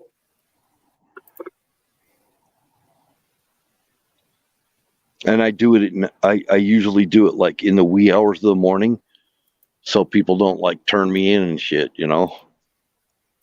Hey, Max, do you remember what GHP means? I'll let Chad explain it. No.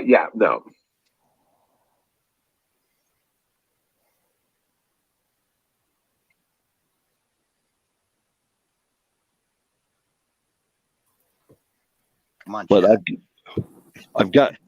I've got this gravel, and you know what goat's heads are, don't you?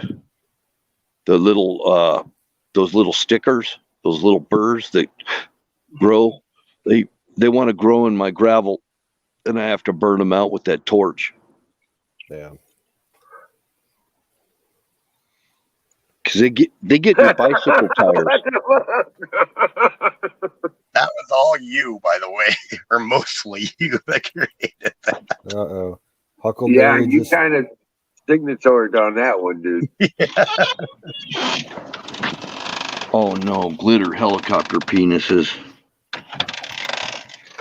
Oh, you're gonna trigger somebody. Where's Don? It was one of our rants back and forth that went a bit far, and then Don took it to a whole new level. Don, where you at? Calling all Don.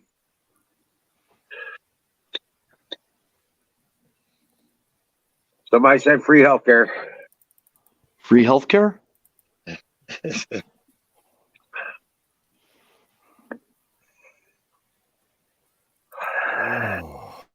Bernie Sanders. It's about 20 different stories that we one night compressed into one, Max, and we got GHP out of it. I don't know how else to explain it. That was a strange night. Yes, it was.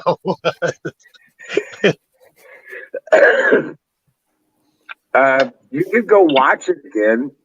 It's probably in the archives on the game YouTube channel. Yeah. Bernie Sanders. Yeah, comes with chat and everything, I think. Alexandria Ocasio-Cortez. Yeah, if you rewatch it, I bet you could see the discussion that we had, even in chat. Hey, our new friend Reb 287's back. How you doing, buddy? How's it going, Reb? He's neighbor. It's Friday night. We're talking Ukraine and we're talking about glittery penises and Max is back. Anarchy and for the record, We're getting drunk and The stoned. the women, especially Huckleberry and Miriam, were not innocent on that GHP chat either. They were not innocent at all. Oh yeah, Huckleberry and Miriam, they were bad. They were as bad as everybody else. Yeah, Valentine, I think Valentine was in on it too. right. Yep, she was. She was. Wasn't the glittery helicopter penises somehow associated with swimming pools? I think so. Well, I'll put it this way, Max. You didn't make up the helicopter penis thing, but you added the glitter. Oh, man. Hey, Yeah, Missouri Scott's in the chat. How you doing, buddy? I did the HP part. You did the GHP part, and then everybody else just ran with it. Yeah, you added the glitter. It was like, holy shit. Diesel defect in the house. What's up, Diesel?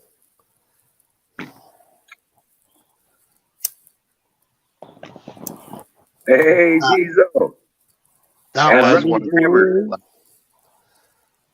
Rusty Grammer's in here. Missouri Scott. What's happening, Missouri Scott? Holy cow. We just get raided? Yeah. Rock on, guys. Welcome in, everybody. Holy shit.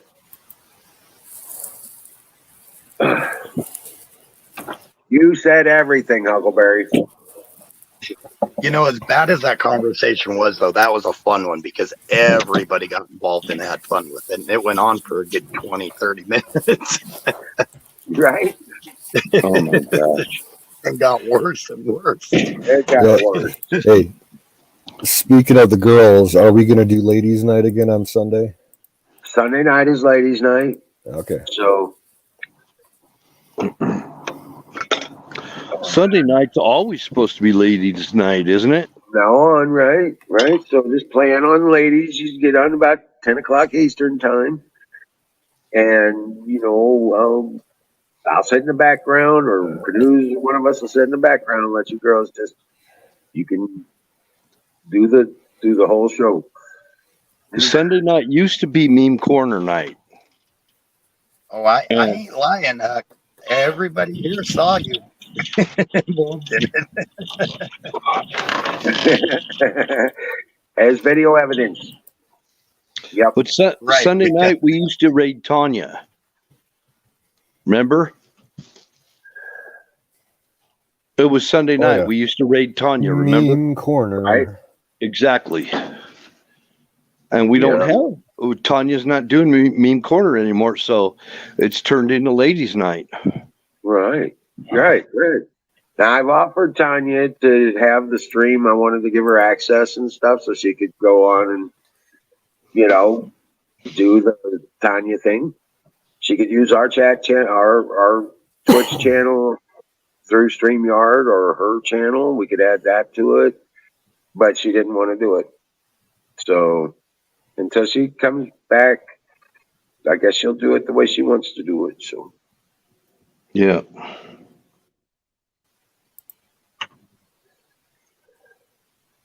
I but just hope she's just not get like this falling through the porch or anything. right. Yeah, I hope she's just taking a break and she'll be back. Fire in the motherfucking bowl. You trying to get a stone or something? Yeah, well, no, I'm just me. If you want to follow along, you want to come on for a ride, I'm with you right here, brother. Come on, let's go. Puff, pass. I'm on that. I'm on that quest. Hey, there's Nightingale. How you doing? Welcome in.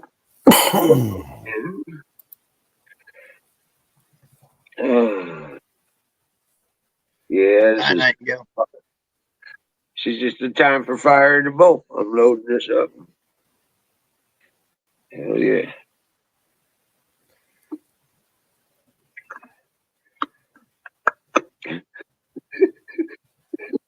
Aaron always trying to blame us. We're like, you guys are trying to get me all fucked up. I didn't know you needed help. Oh, he was doing just fine tonight. We did not buy the vodka or the weed, dude. That's Right, on yeah, you. we just encourage the use of. It's very entertaining.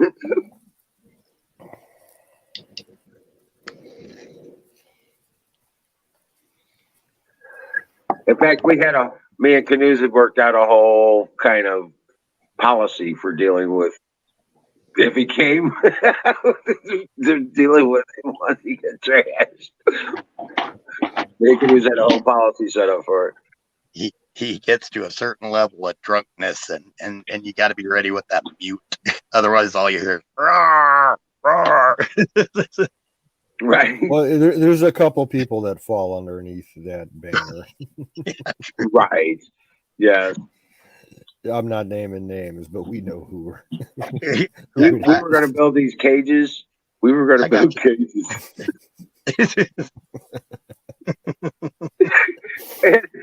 and Battery was threatening to come and do peyote. We were going to stick him in a cage. Oh my gosh! It would be funny. Peyote. We're sticking him in a cage. It would be funny if, like, on screen, we could have like a little window for people like in jail, and we could just throw them in there, and they can just like talk to themselves, and we didn't hear them. I so want to drop names, but yeah, there would be 3 in jail that I know of, pretty much constantly after a certain point. Right. Yep. Well, we wouldn't have necessarily iron bars, but I got this hardwood 3x4 stuff. Yeah, you ain't chewing through it. Yeah. Oh yeah.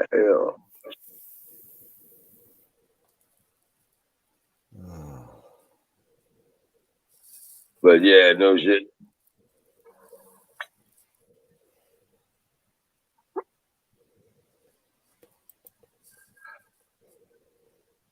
Right, Shadow Man. I hear you. Tanya's just being Canadian. She will be back. I think she's working. Say what? I think Tanya's working pretty hard too. Yeah, I think she's getting into her new jobs as a caretaker kind of thing. Right. I had no idea that she was getting into that line of work. That's cool. Yeah, she was a hospice care kind of thing going on.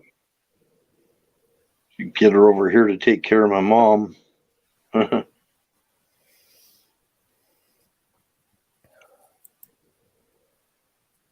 Snack on a cactus.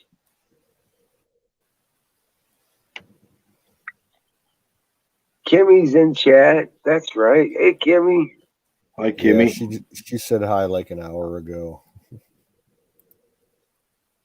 I'm fire in the bowl. I have an excuse.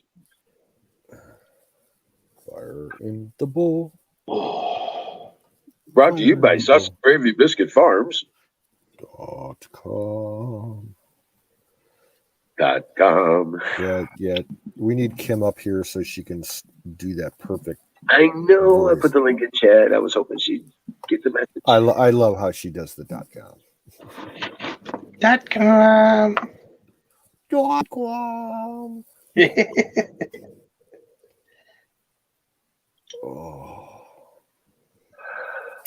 I worry about Kim with it getting cold.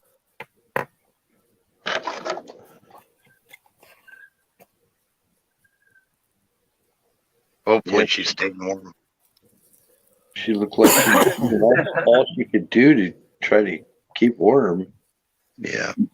That's why I sent her that kerosene heater earlier. That was awesome. That was a nice gesture.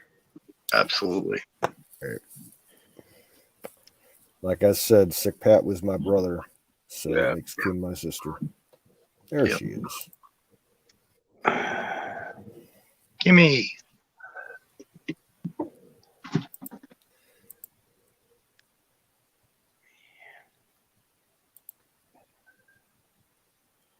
This red oak does not paint very well. Red oak. Yeah, I'm doing a red oak lure out of red oak. You should be treating it with denatured alcohol first. Yeah, red oak is notorious for not soaking up the whatever you paint on it. Do you have any denatured alcohol? No.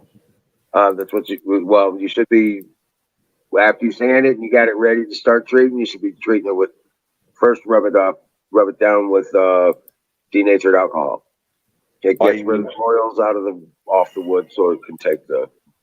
I use acetone. Yeah, I'm not so sure about that one. But I know that's what we always did. I'm not talking about lures, but anything with red oak, I'm familiar with that. Oh yeah? Denatured, yeah, you need to do the denatured alcohol on it, and then it'll take whatever coating you want to put on it. No, I'm just saying it soaks everything up like a straw. Yeah. Yeah. That's why they don't build ships with it and why they use white oak instead for water, because red oak has a tendency anywhere where there's a blemish or something, water gets in there and it just swells the damn wood up. So, but it's what I've got, so that's what I'm working with.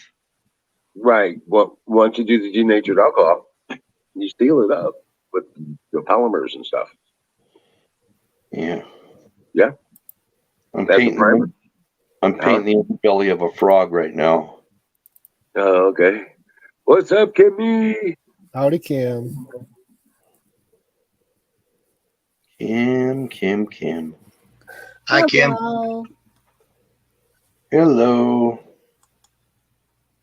Well, come on, chat. Get up there. Being bratty. Oh, yeah. Okay.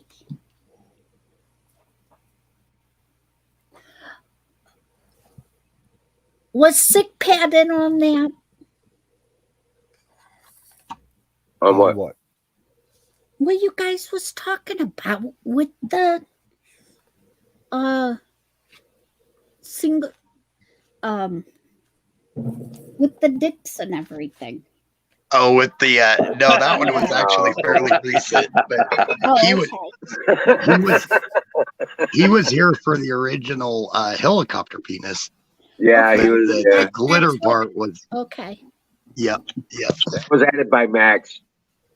Yeah, because Pat was the one where it came on, and he's the one that said, "Well, I could have gone the rest of my life without seeing that," and kicked him off. Right. Well, when you said about going back and looking at it, I was trying to figure out if I had to go back to when he was alive or back recent. Oh, right. That's when it originally happened, when he was still here. And then, but the one night I can't remember, I was giving Max guff and said, well, as long as you're not helicopter penis guy, we're okay. And he's like, what if I'm glitter helicopter? So and it just went from there. It went straight downhill. And all of chat, everybody on panel, everybody got involved. It was quite the deal. Oh, shit. And Don just wouldn't let it go. I just stood there going, I'm just like, oh my God. That became his new favorite saying. I know. We really were trying to change the subject. Yeah. Well, let's talk about squirrels. I want to talk about squirrels. Oh, no. Tree bacon. Yeah, tree bacon. Oh, Yes, sir. Squirrel.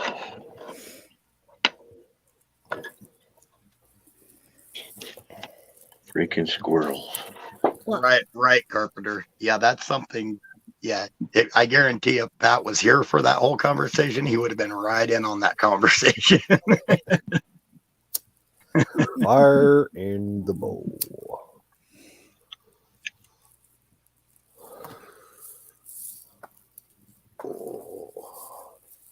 oh man, speaking about fire in the bowl, there's some nasty ass weed going around here in Ohio. You do get that every once in a while here in Ohio. Ah, man, it was nasty. I got some stuff about a month ago that was like, yeah, I pretty much threw it away. What was yours called? I honestly don't remember. It wasn't noteworthy enough to remember the name. This stuff was supposed to be Gorilla Glue. And it was supposed to be from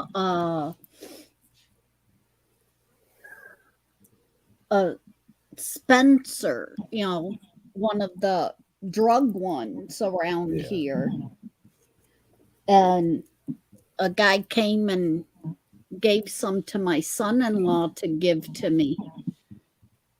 Oh God, I had him put a little bit of it in a bowl, and all I did is barely hit the lighter to it and started coughing. It stunk worse than damn skunk. Well, that's a problem with certain dealers. They'll just take whatever garbage they got and, you know, call it something else. Say, right. Oh, yeah, you know, I've been dealing with that for 30 years. But it was supposed to be the medical. Mm-hmm. So that shit's medical. Whatever they're using for that to treat the medical, I sure and I hope I never end up with that. I couldn't even take a full hit off of it.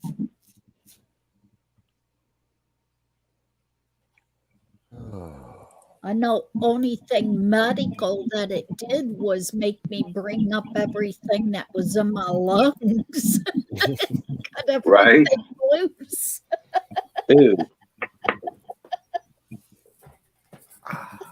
Emerald Huckleberry is in chat offering up some very interesting things to you there, buddy. I noticed. I'm seeing it. Don't think I ain't.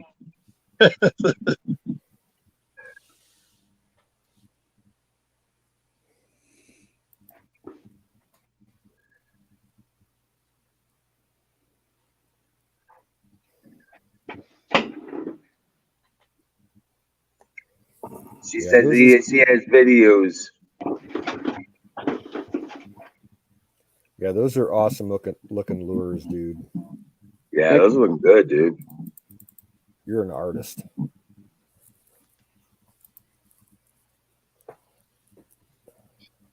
Yeah, I had a lot of people tell me, you got to start making lures. And I'm like, why? Well, because you're good at that kind of stuff. I didn't think I was good at it, but I don't know. Well, shit. It'd be if I had 2 working hands, I'd consider doing like something like that for an income. Yeah. Sell them locally. Yeah. That one looked almost like a banana. Oh, the orange one? No, the white one. No, right the in front of white you. one. Oh, yeah, that's the underbelly. That's going to be a frog. That's going to be a frog color. That one right there. Yeah. It's called a flatfish. There's actually a company that has the name Flatfish that's patented. But it's registered. But these lures have actually been around since the 1800s, believe it or not. And they catch fish, and they got amazing action. Oh, wow. Yep. But, you know, who sells them? I mean, they don't sell this kind of stuff at Cabela's or any fishing place. Everything is all commercial. You know, they're not custom or anything like that. So yeah, it's probably something you probably can't get at a store. Well, I'll tell you what, man. I would use lures, but here in the rivers, you're going to lose lures. You know what I'm saying? Every cast. You know what I'm saying? Why? There's always branches. We get flood washes come through and stuff like that. You know, there's always We have it trees in the too. water. There's always branches. Always something in the water. Yeah, we have it too. But They've some of taken these, whole trees. It's been taking out whole trees on the river and just floating them down the river till it gets low enough.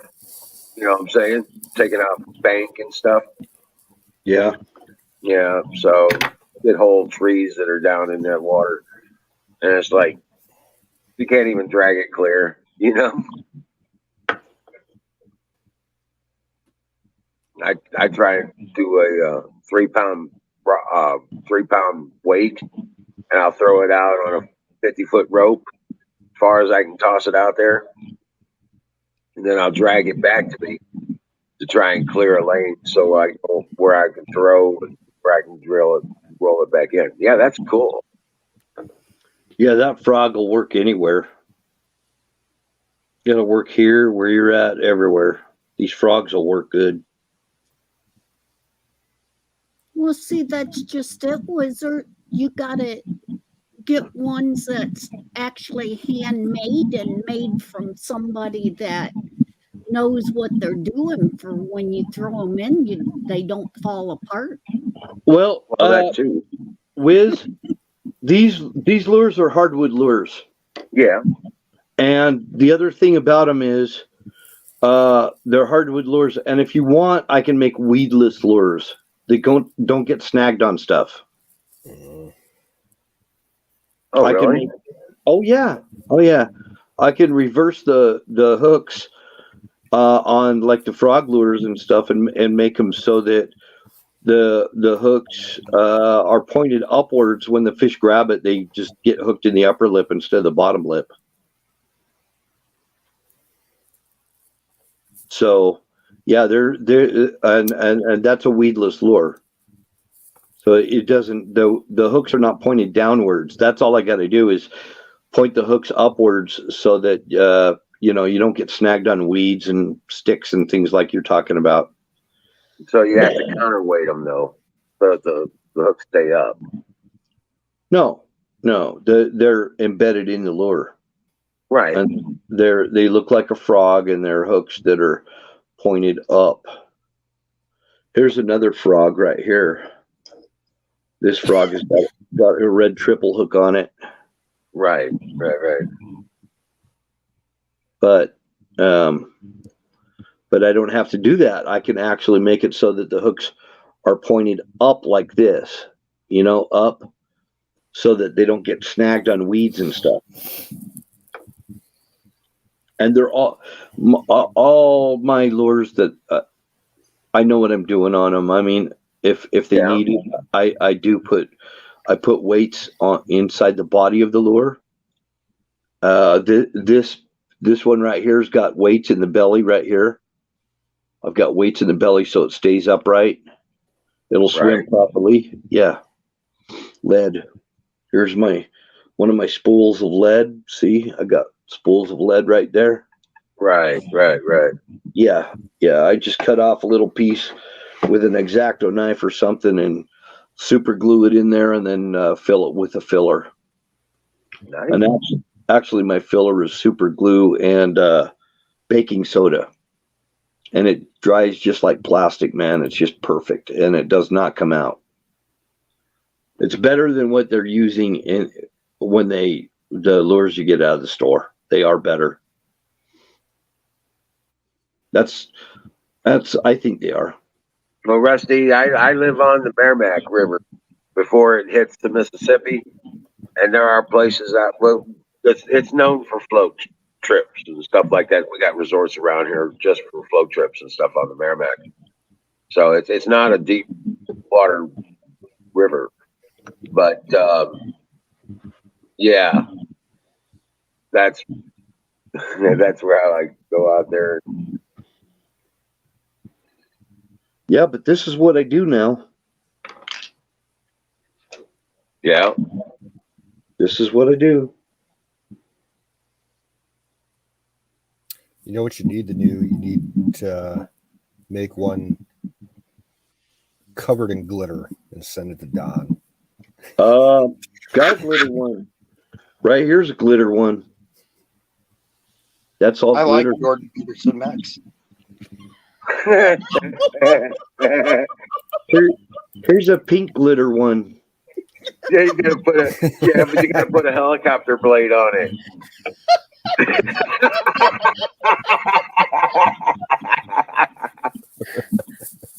So you can call it the glittery He'd get helicopter. a kick out of it. A glitter penis lure. And send it down to me. Put the helicopter blade on it. I could do that. I Yeah. actually could put a propeller on it. Yeah. Yo. Oh man. When is his birthday? We'll find out. Yeah. Yeah, we will. We talked to Mama Don enough. She'll tell us. I am gonna send him one. I need to figure out how to send it to him, but yeah, I need to send him one. Hey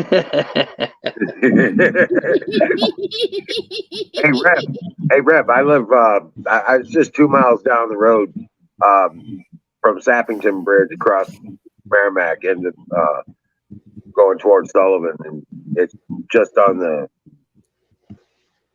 east side of Merrimack State Park right there. It's absolutely gorgeous out there.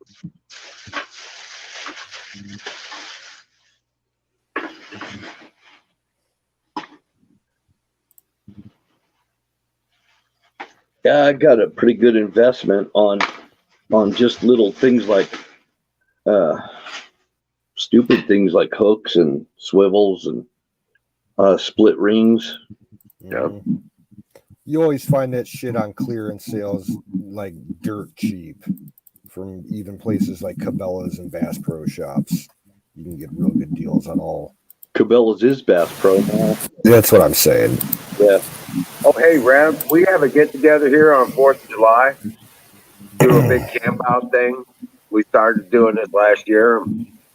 We're going to continue it.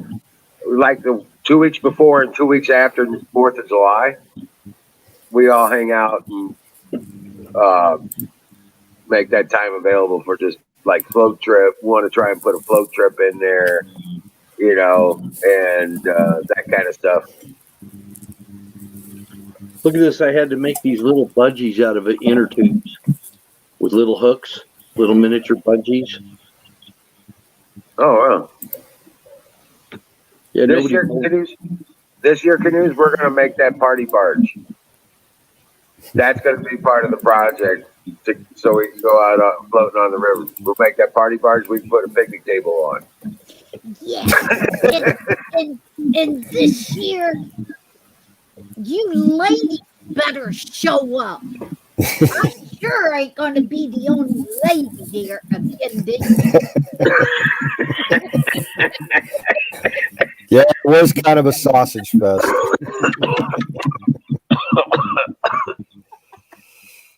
Oh my God. Yeah, no shit. But Hammer's been putting together his mobile home situation, and he's working on a container to put down here. And so he's been working on his solutions. If Don gets to come this year, like I said, we've got a spot over there right there for him. You ever seen this stuff, canoes?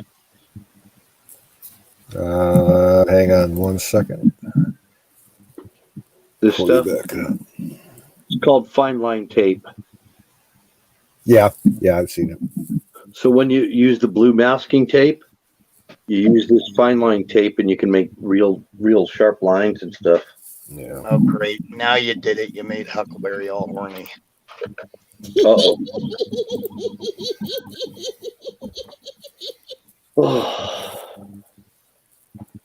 Hey, she knows all she has to do is look for me in her backyard in the tent. I'm always there.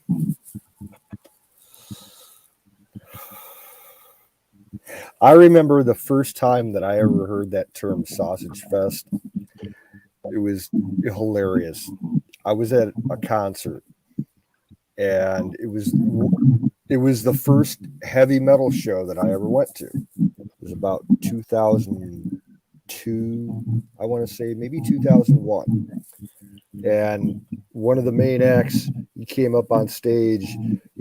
He takes one big long look at the crowd and he goes, "This is nothing but a big fucking sausage fest. Where are all the fucking chicks?" Right. Because heavy metal, it just naturally attracts more men than women. But that's the first time I ever heard the phrase. It was fucking hilarious. So what kind of a show attracts more women than men? Cooking shows. That's where we need to go then.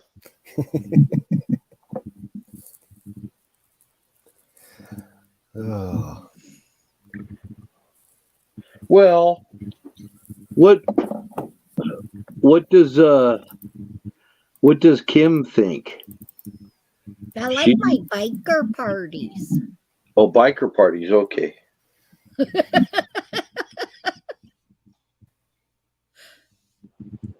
Is that a girl thing or is that a guy thing?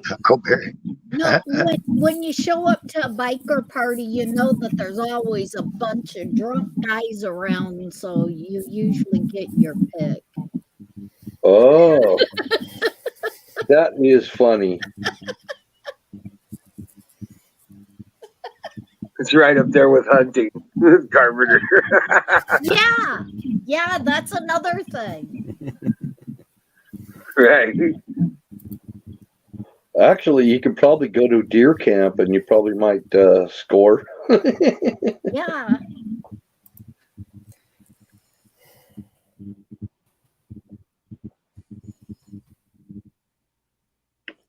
For single girls and they're looking for guys, go to deer camp.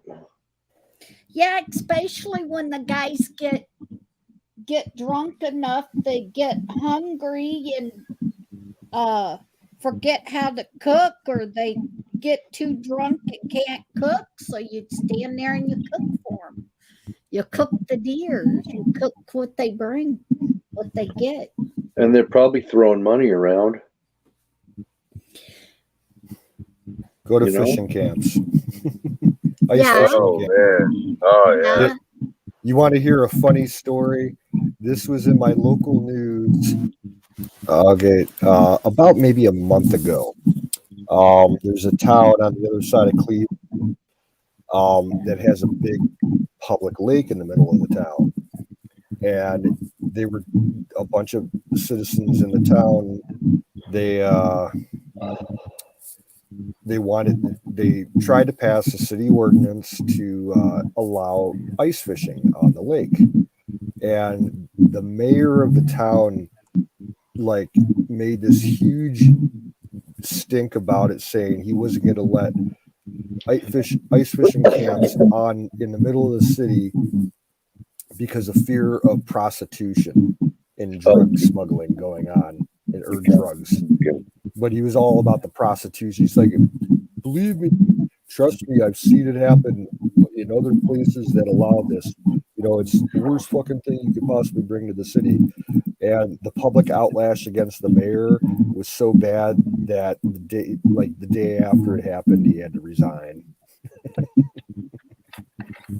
Oh, wow. He's like, oh yeah, anywhere you go, like on Lake Erie, for ice fishing camps, it's nothing but a big fucking brothel on the ice. That's funny. Oh, Singh dropped out. He'll be back. Yeah. No, Lake Erie's where we used to have our Mailer family reunion.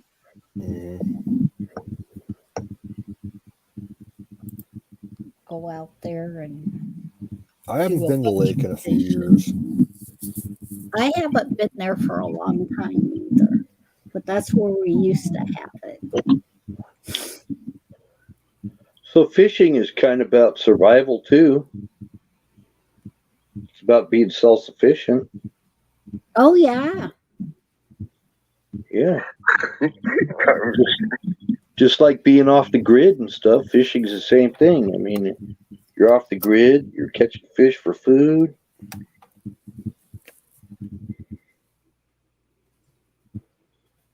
You know, I remember when Allison first came on, she goes, how are you doing that?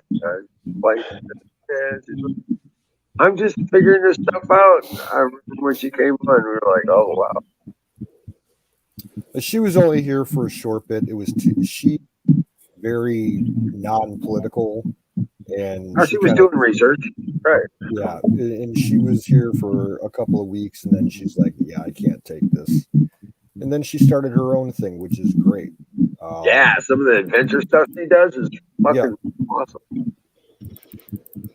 Like she was doing scuba diving. It would bring the camera down with her, under the ocean. She did a sailboat trek with her dad. Yeah, she was on a sailboat with her dad. She was up and down the coast, doing hiking trips with her dog. Canoeing with gators in Louisiana. Yep. And she got that foldable kayak. She takes it everywhere. She drove out west and then when she was the first. She was the first Twitch person to ever do a live stream underground, like in a deep cave. She was flunking, yeah. Yeah. The last that I saw of her was earlier last year. She was in Michigan. Yeah, she was like doing walking tours in Detroit. That was the last time I saw her. Oh yeah, she was in the camper, doing the camper life thing. Mm-hmm. She got a nice little setup, that casita she got. Yeah. Just big enough for her and the doggo.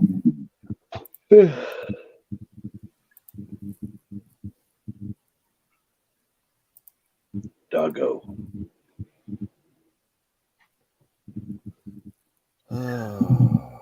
Oh my goodness. Look what the cat dragged in. Oh my goodness, what's up? Oh my goodness.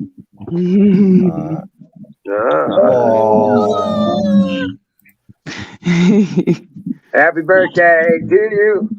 She's so freaking perfect, guys. Yeah, that's awesome. What's her name? Aspen Solace. Wow. So we were looking for synonyms for miracle. And came across marvel, but it wasn't sticking. Right. But Solace did, so. But she's perfect. So they induced me because they thought that, well, they were completely wrong about the condition of my placenta in the first place, but I did have another issue, and so they thought that she was going to be like 4 pounds is what they thought, and she actually came out weighing more than my son. So good deal. Yeah. Good She's deal. a miracle. Congratulations. Thank you. I was wondering what happened because I seen you when you went to the hospital and you was starting to film and you said that they was gonna induce you and everything, and then I couldn't find you again. Yeah, I just got a new phone, so I haven't put Fascist Book back on it yet. You know, it might seem kind of frustrating when you're going through all the stuff right now, but enjoy this time. It's the most peaceful time you'll have in the next 18 years. Yes. For real. This is the best stage I love like from this to like 18 months. Once they're 18 months, that's when terror starts. No, that's when they become fun because they're like almost indestructible. Right. Yeah. When they're about between a year and a half and 3 years old, they become indestructible. They can fall down the stairs, they can fall out of trees, they can and they'll be fine. Okay. Yeah. They're made they're made out of the stuff that's in Stretch Armstrong. Right. No doubt. Beautiful baby there, Kay. Thank you. She's absolutely gorgeous. Yeah, she's fucking adorable. I did not want my little girl though, but and that red hair. Oh my God, my mama. Uh-huh. She's looking like mama. Her hair was all curly too at first. It straightened Watch out. out, world. Here she comes. Oh, look, she's a lot more alert today. Like, that's a bright light. Uh-huh. Oh man. She's perfect though. There's a lot of perfect little babies. There's a lot of little perfect babies in here right now. There's one right there. One right there. James over there too.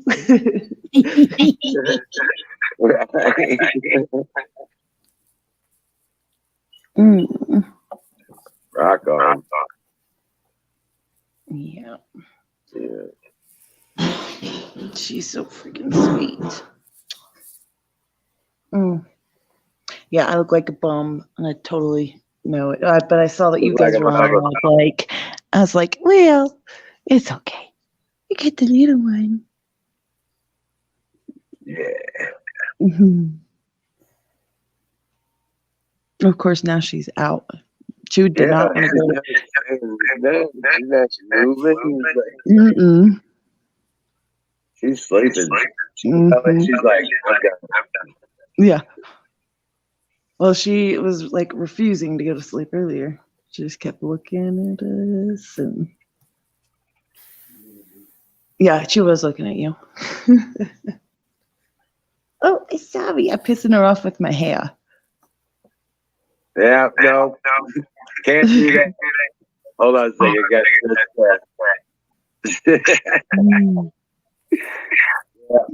I had that fit. It don't. All I do is shoot blank. What was that? Sorry, it cut out. No, it's all good. Yeah, we're getting some feedback from Kay's phone. Yeah. Oh, is it my phone? I can mute it. Ah. Oh wow.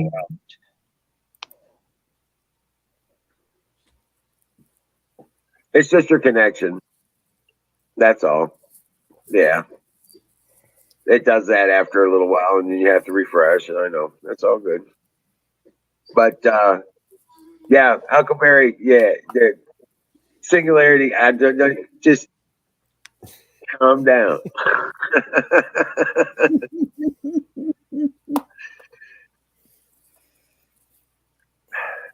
Yeah. Hey, I got 8 kids, and I got 23 grandchildren. So I'm doing fine.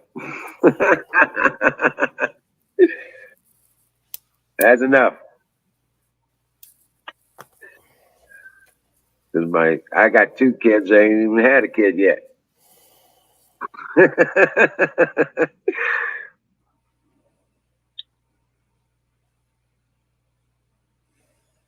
So I went and seen a doctor and got that fixed. It was broken. It was broken. It wasn't working the way I wanted it to work anymore. So I was like, no, I can't do that. But I did have it done with lasers, so it could be undone again. So yeah.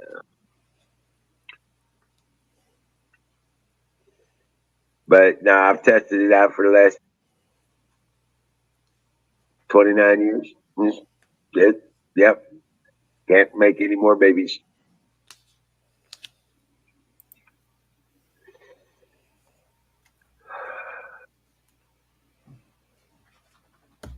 Oh, wow. Lots of pictures, lots of videos. Definitely.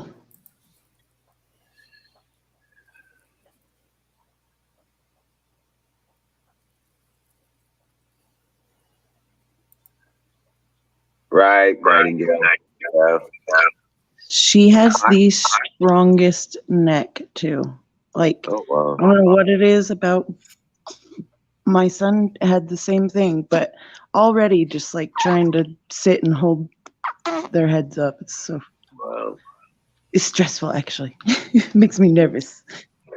Right.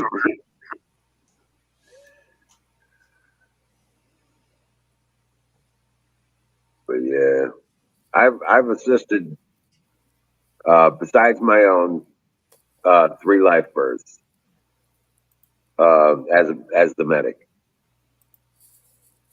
So Wow. That yeah. I bet was quite the experience. Well, yeah, it's a sacred thing, I consider. You know what I'm saying? Yeah. They only allow one person in with you because of COVID. Oh, wow. So that caused for some serious Well,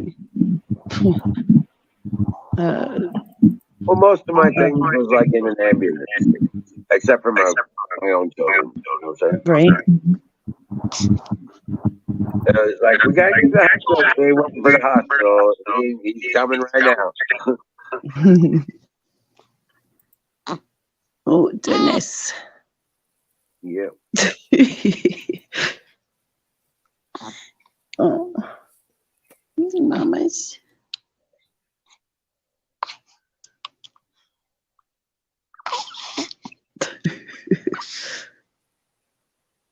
Oh, are you gonna open your eyes? Are you gonna open your eyes, Aspen?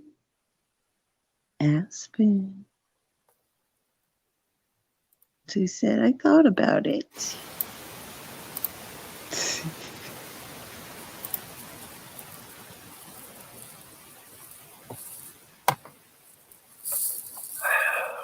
Man.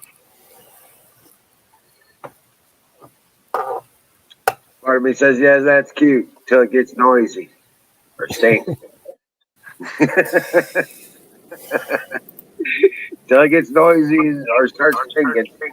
Oh, no, there's no crack. It's a funny thing.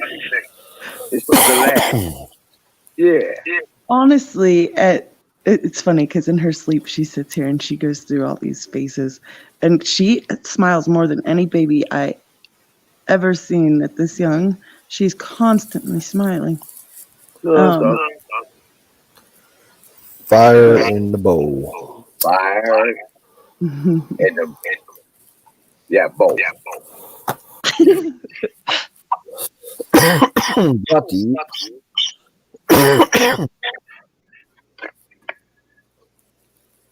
Sausage gravy .com for all your seed needs. Oh, I'm sorry. Go ahead. Come on, Kimmy. .com. There it is. Yeah, that was a good one. Oh, man. There's her little thinking face. Right? Well, you have to teach her right off the bat how to handle things. Teach her the tips she's growing up with it, you know. Right? She's always touching her face. So funny. Where's my smiles? Where's my smiles? Ooh, she's like, screw that. She's like, James, talk to me and I'll smile. Yeah.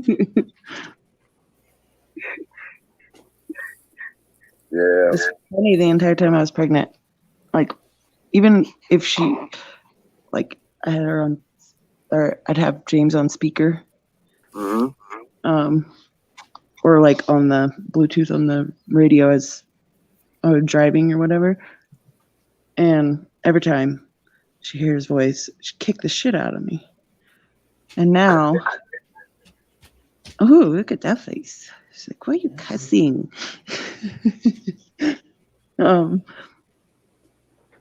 Yeah. Hold on, let's see. I'm gonna go closer. I'm gonna go closer so he can talk to her. Ooh. You'll see. She smiles.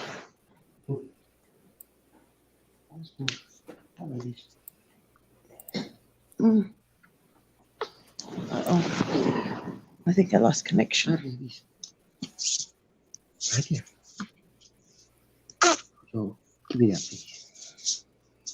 Give me that, please. How big? How's that noise? Oh. What is that? Welcome in, Wes. That was my imagination. I moved Kay to the top so that baby wasn't on the bonfire. Right. That was just it just hit me a minute ago. I'm like, that doesn't look right.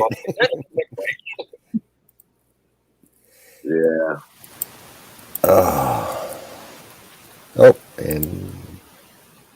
Oh, I think she just restarted. Hi, yes. Well, no, Bill popped out, and I shouldn't have done that. My bad.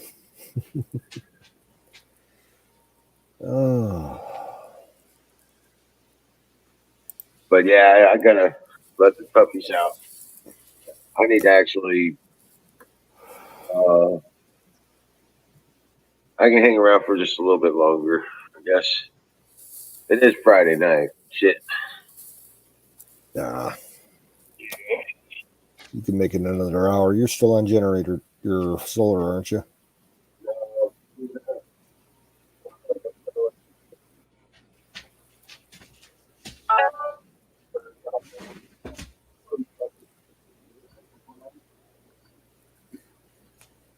What, Coco? Aspen. Hi, sweetie. Hi, baby girls. Aspen. Aspen. There's that little tongue. Aspen. Hi, sweetheart. Hi, babies. Hello. Well, What are you doing? have a good night, Sing. Yeah, I know. Your mom's pissing you off, huh? Oh.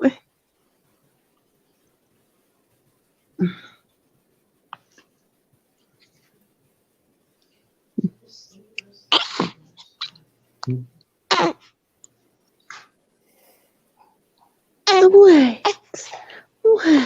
Poopy.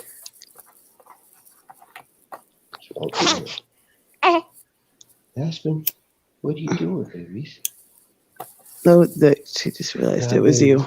Hello. Hello, baby girls. Aspen. She's like, oh, there's my favorite person. Hello, babies. Hello. You can't be fussy right now. No. Gotta go sleep. Yeah. You go sleep. I see that part. Yeah, she almost smiled, yeah. I see that. I see that, baby girls. Go sleepy then, okay?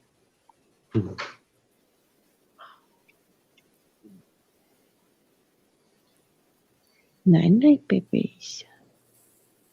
She's got a half smile. Thinking about it. Hello. Aspen. Aspen. Aspen.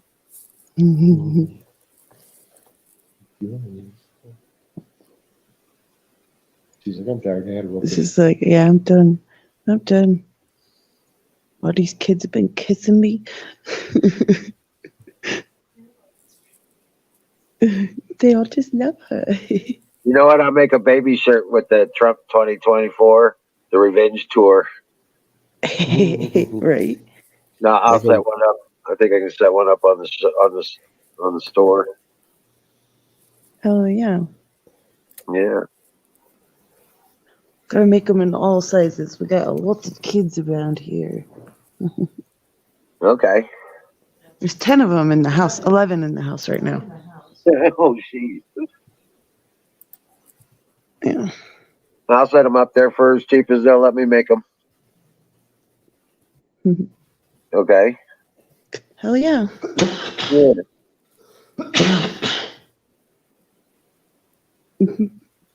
She's out. She's done. That one's. She wants a. Those blankets are nice and thick, but they got holes in them.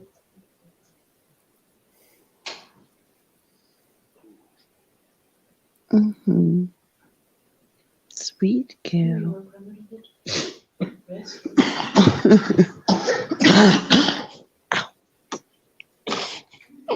Oh, I'm pissing her off. My hair's in her face.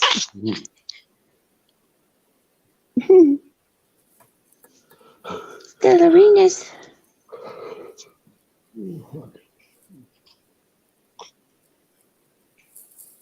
Mm-hmm. Yeah, it's 11:30.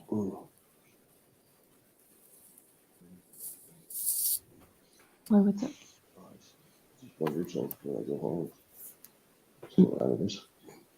Mm.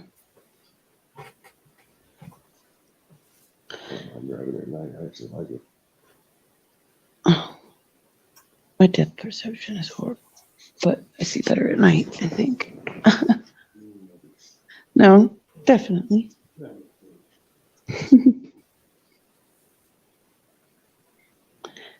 All right, guys, I'm going to hop off of here because we're going to hit the road here in a minute. So, Rock on. Thank you so much for coming up and showing us the baby. yeah. Yep, I'll pop in. When I came in the other day, that's what I was trying to show you guys with the baby, but my connection was fucked up, so. Right. Well, we got it tonight, man. That's awesome. Don't forget, Sunday night's ladies' night. Sunday night? Yep, Sunday night's ladies' night. Sweet. We need a host. We need a host. A host? You do? Yes. I might be able to pull that off, actually. No promises. But I might be able to do that, actually. Okay. Cool. Alrighty. Well, you guys all have a good one, and we'll see you later. So I'll be contacting you by 9 p.m. Eastern. Okay. On Sunday, okay? Yeah, for sure. All that set up. All right. Yeah, I think I should be able to do it. So. Rock on. Okay. Cool. I will talk to you then. Or I'll probably see you guys tomorrow night. We'll pop. Big dreams, Aspen. Oh yeah. Dreaming about everything that she doesn't even know yet. She doesn't know how fucked up this world is yet. I think they still have dreams from their transition. I agree. Totally. Because the faces that she goes through while she's sleeping, I'm like, there's nothing in your life that you've experienced yet. You should be making that damn face. Oh. All right. Night, guys. Good night.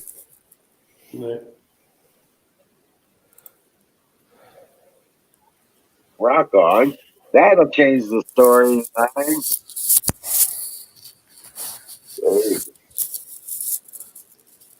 And there you have it. There's one of the reasons why we do what we do. You know?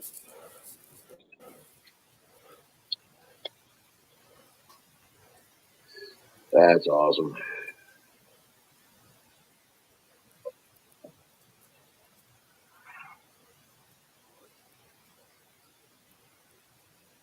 Right, exactly, Nightingale. Exactly. I see that baby, and all I see is hope. You know what I'm saying? Hope for the future. Yeah.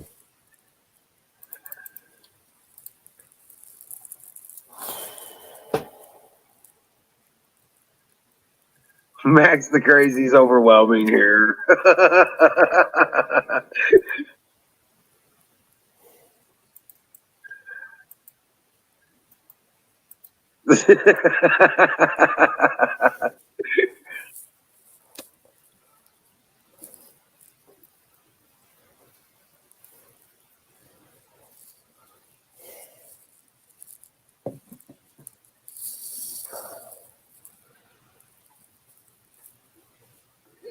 That's right, Carpenter. Yeah, exactly.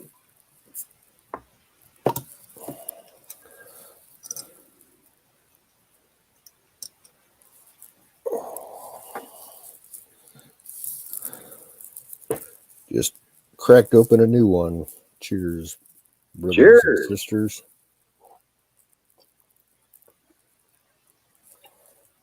Did you make your tea tonight? Yes. No. No, I did not make tea. Oh, I know what you're talking about. I made hot cocoa. God. You need to try it in. You need to try it in the hot cocoa. I did. That's what I'm saying. Oh, gotcha. Yeah. I made the hot cocoa. And it was good. It was good. But I've come to realize is there's no buzz about it. Like there's no high buzz, head high at all. There's good body buzz. You know what I'm saying? Nice and relaxed.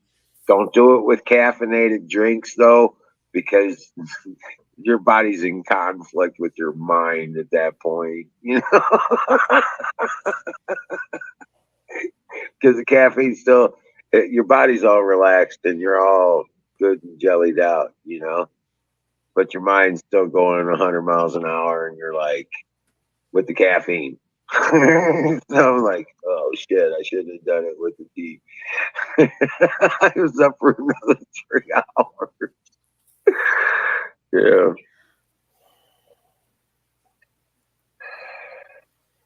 Because of the caffeine. But the cocoa, yeah, it's feeling pretty good. I'm not, yeah. Yeah. So definitely do not put it in coffee. Yeah, don't do the coffee. Yeah.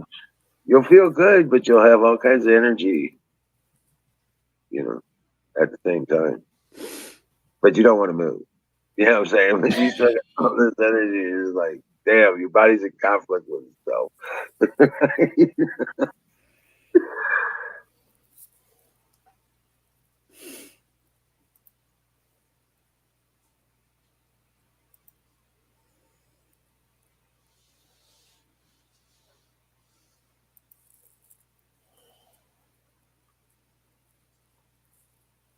So it'd make a real good and sleepy time tea. Oh, I'm sure. Like a chamomile tea. Mm-hmm. Yeah. Yeah. That would do. I was doing it with sassafras. My sassafras and black tea. Mm. And it was, yeah. It was, yeah. It was interesting. I was like, no, it didn't. Two different effects. That yeah. It felt good though at the same time. But this is much better because the hot cocoa is kind of like a sedative too. And it's like, oh wow. Well, Yep. don't some chocolate have a little bit of caffeine in it? Has a little bit. Yeah. It's negligible. But historically, chocolate's been used as medicine for thousands of years. Right. Right. Oh boy. Colonel Shaw's in the house. What's up, my brother?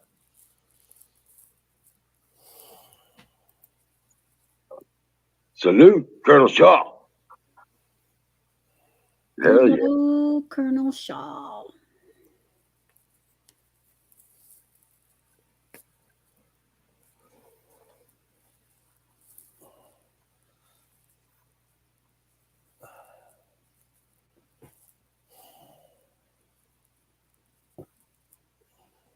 Oh, Colonel's got a hangover. Right.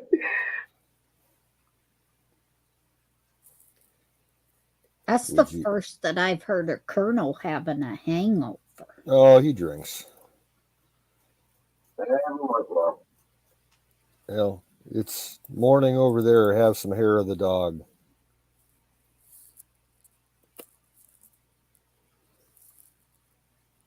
But this is the first time I've heard of him having a hangover. Oh. I know he drinks, but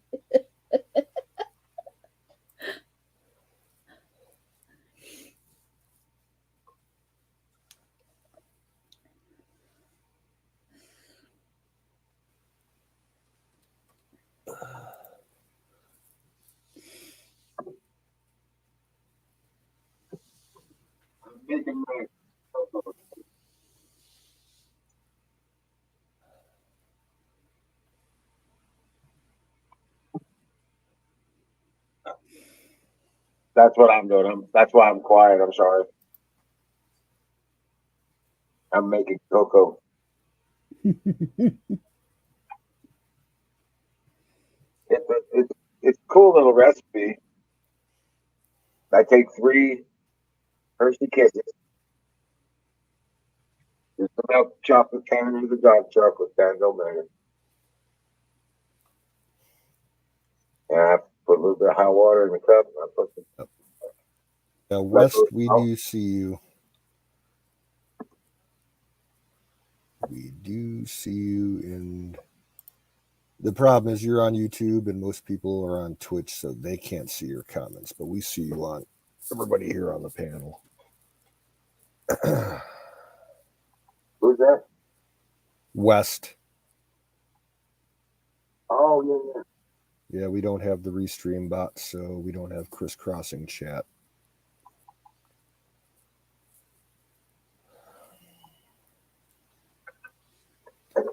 Colonel says all COVID crap is gone there. That's awesome, dude. cool. It's kind of surprising considering your flaky government.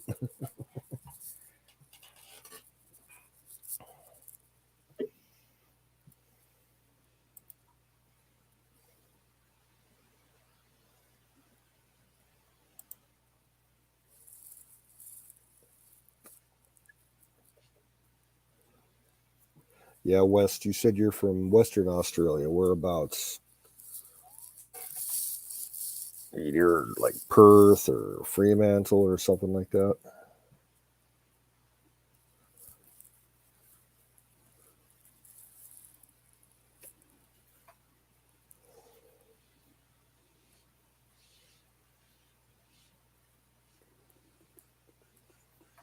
Nightingale, are you taking off?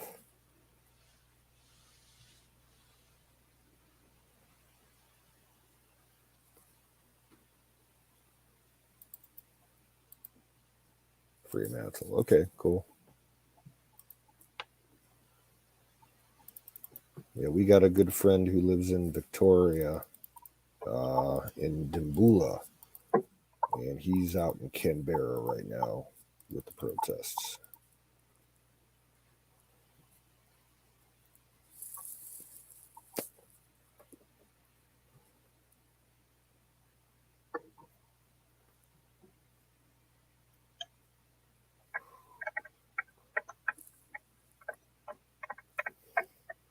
Yeah, he's with the Farmers Party, right? The Farmers and Shooters Party? Farmers, fishers, hunters, shooters party, something like that. Yeah. As he was one of the founders of it, from what I understand.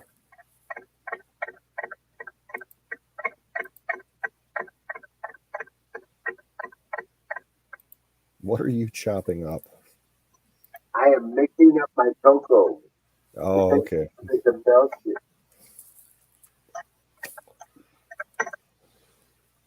It has to melt. You mix it and you pour it a little more hot.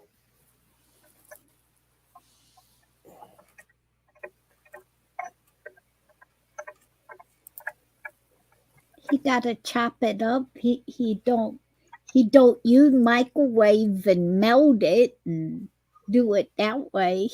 You got to heat up the water and chop it up. The old-fashioned way. Yeah, right. There we go. I got this down. I'm back.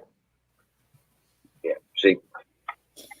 And in his root beer cup. Oh yeah. Yep. 16-ounce cup. I get that cheap cocoa mix by the can full Yup. out of Walmart. And I take 3 Hershey Kisses and put about an inch of hot water in the bottom of the glass. I put in 3 Hershey Kisses and I put that honey butter in it and let it melt a little bit. And then I put in 6 scoops of that hot cocoa mix in this cup.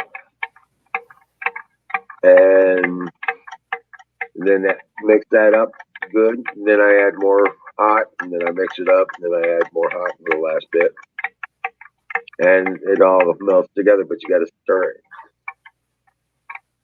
But for some reason, my mic's real good at picking that noise up.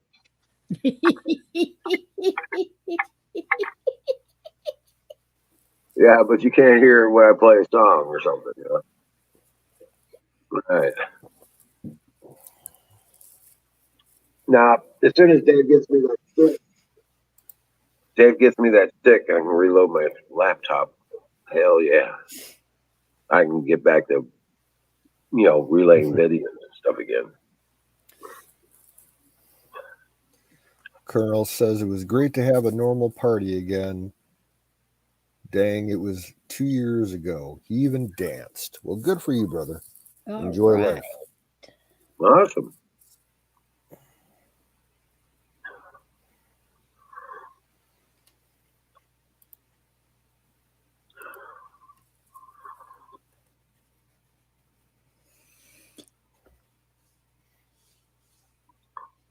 Well, Wizard, I, for one, love that sound when you do that. Oh, really? Yes. What does it sound like? I mean, does it sound like you're mixing up a cup? It sounds like just a clanking of a spoon in a coffee cup. Oh, okay. Yeah, that's right. But the reason why is because when I was still living at home, I wasn't quite 17 yet, and Mom and Dad didn't have very many arguments or anything, but I remember one day early in the morning, something was bothering Mom, and it just drove Mom nuts that Dad got hot water in his coffee cup and put sugar in it. Didn't have coffee in it, just put sugar, and was sitting there and clinging his spoon around, and it drove Mom up the wall. It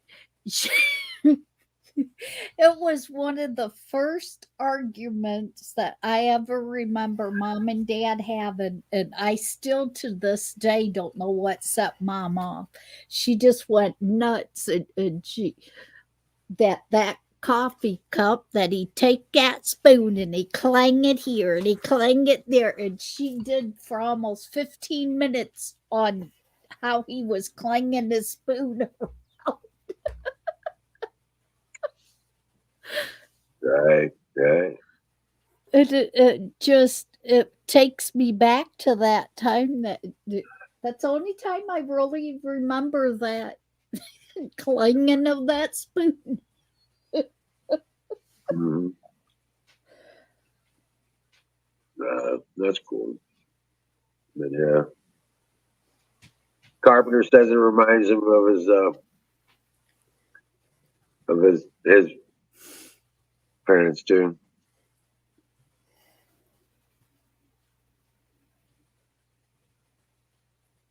Yeah.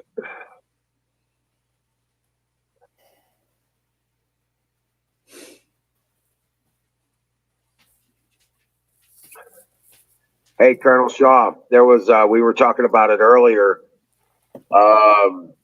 There's reports coming out that the targets that Putin, one of the targets that Putin has subjected across the country is taking out biotech labs.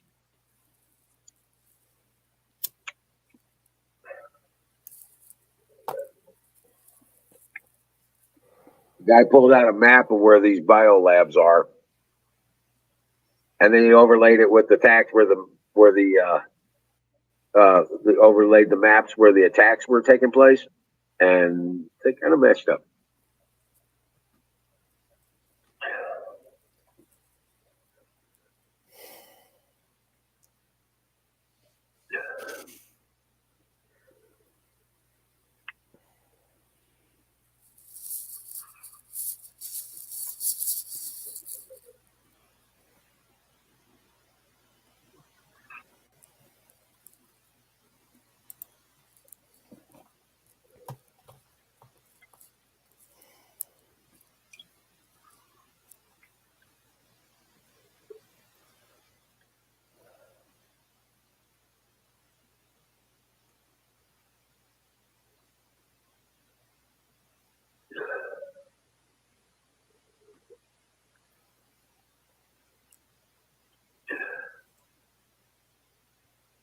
Yeah, West.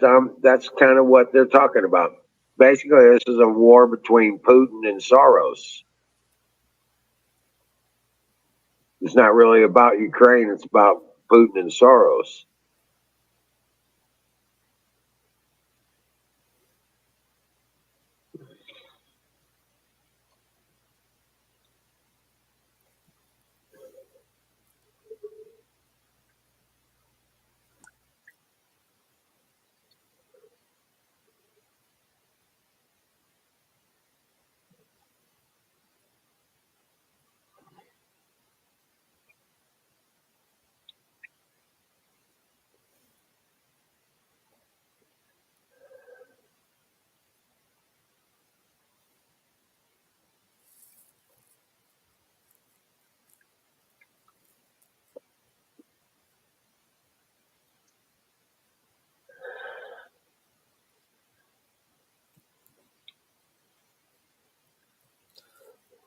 I'm looking at the flight tracker system right now on ADSB Exchange, and we've got a lot of spy planes up over Poland and in that region.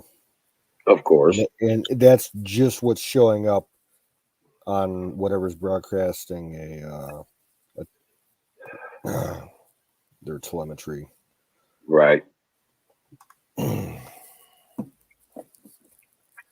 Not everything shows up publicly. Yeah, Funkers is one of the better sources of news, but their purpose is to put out videos. A lot of the stuff that they put out, Dallas, it's not verified. It's just for the content and the views. Now this looks more surgical. This looks more absolute strategic targeting. of attacks. This is not just random. I'm taking over a city.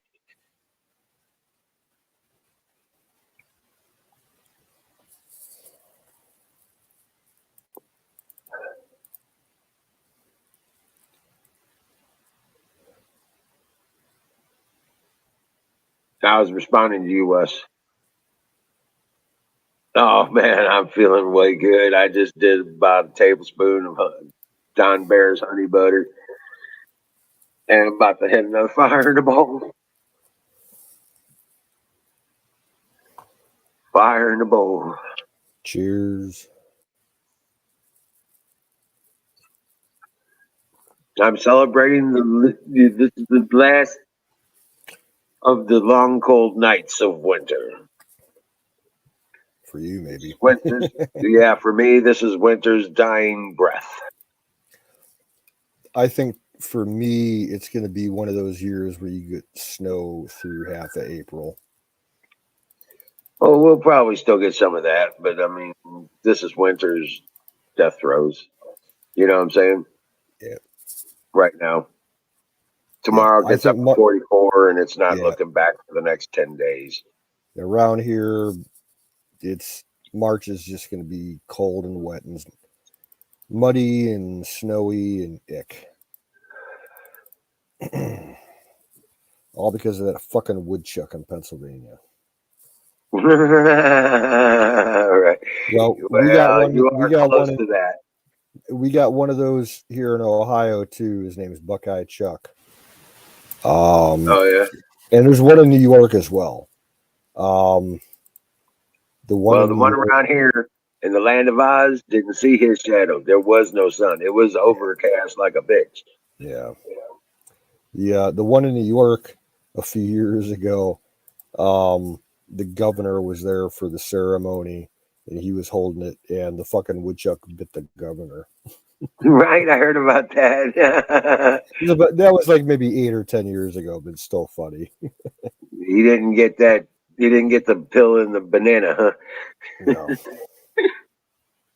They do now. Right?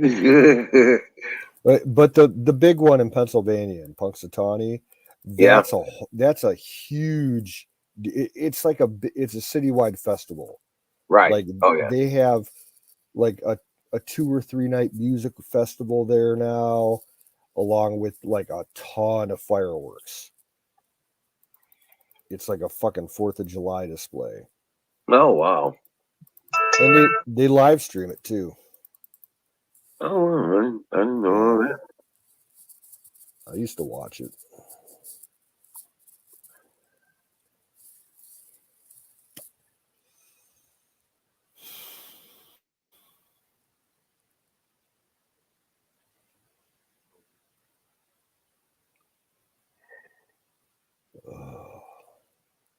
I knew they had a big celebration thing. You know what I'm saying? But I didn't know they did fireworks. Oh yeah, they have a huge fireworks display.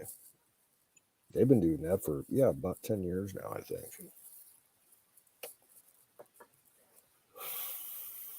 But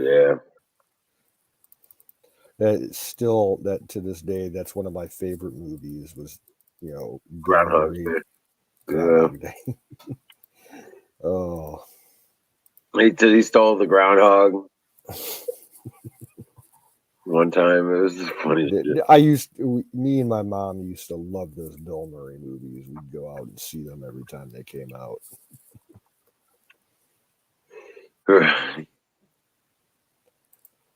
Oh, yeah, he's passed on now. Yeah. Da-ding, da-ding, da-ding. Yeah. Sorry about that. No, you're good. Yeah. So I got a question for Colonel. How is because I asked this question because there were stories that the international shipping is going to get fucked up because of, you know, the war going on. Supposedly, it was reported earlier today that a bunch of civilian cargo ships were attacked by Russian warships. And I know you got Rotterdam by you, and that's the world's biggest port. Are you seeing any issues with the movement of, you know, civilian traffic as far as big ocean-going ships go?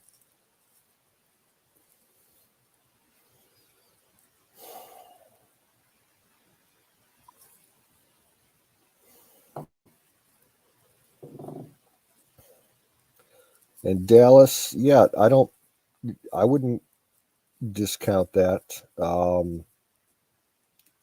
Macron selling weapons to Ukraine. The French it doesn't matter who's in power, which party. France will always sell their weapons to whoever they can make a profit off of. That's just the way France is. Yep. They've been doing it for hundreds of years. They will sell weapons to both sides of the conflict as long as they can get paid. That's why I don't trust the fucking French.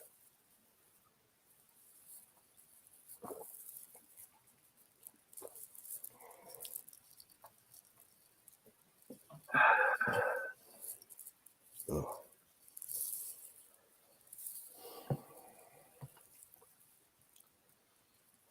Well, if you're getting chocolate, Huck, you better share some with Freya.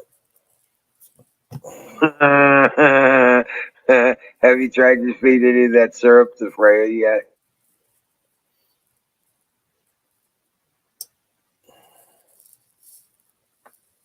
Imagine a squirrel on a sugar rush. I know, right? That's with what I was just possible thinking. caffeine. Squirrels bouncing off the walls. Right. Give her some of that. Give Freya some of that maple syrup she's making.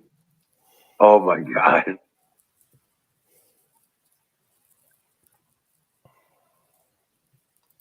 Just coat one of the peanuts with it or something. Freya like take a bite and be like, "Holy shit, Mama!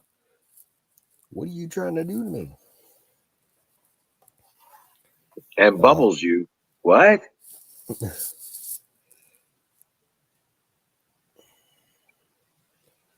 Okay, West, if you're taking off, good night, good day, whatever it is. I don't know how far ahead of the timeline we are. It's probably nighttime over there, I think. No. It's morning time, or like 2:00, something like that. I think this was afternoon ish for them. I think. Talk to you later, West. God bless you. Yeah. Keep up the good fight in Fremantle. Dream well, Patriot. Huck's too stoned to type. Ugh. Yeah, right. She looks like she's doing a good. She even got the period and the canter mark. Yeah.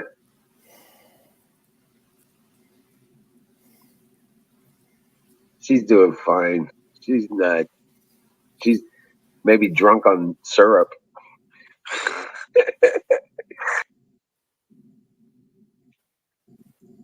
I always wondered what if you were boiling down sap. I got to thinking, what if you were to distill off the vapors?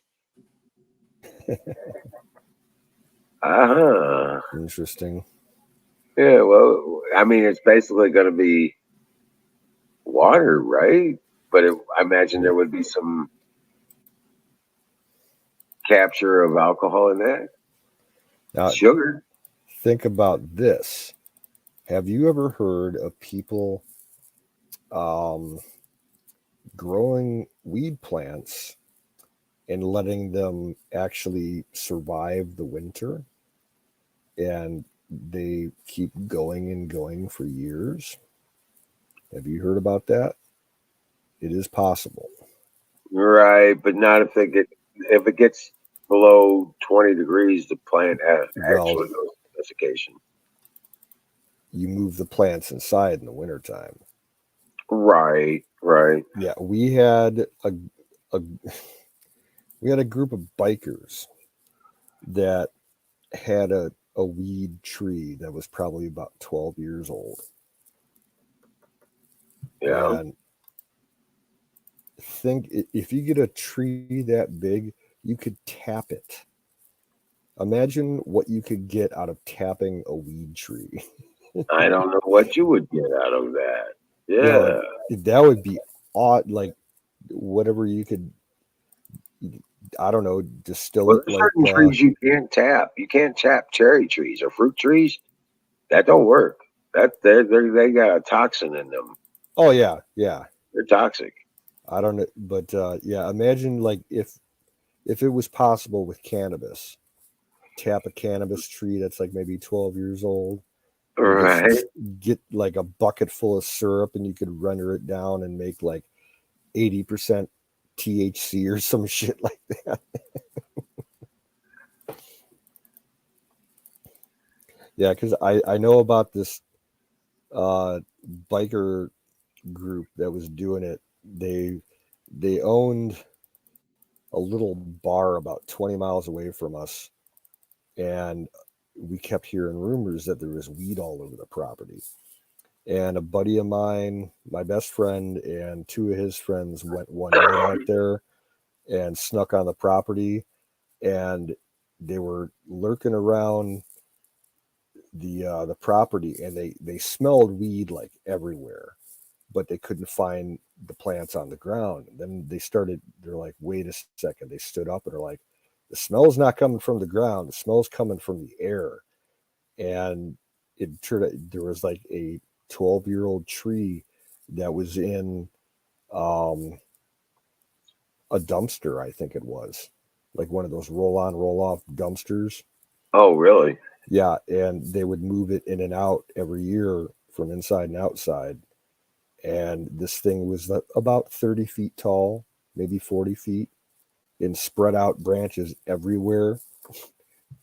So like they're trying to jack these plants, and they're thinking, oh yeah, these guys are just growing little plants everywhere, and it was just one fucking tree.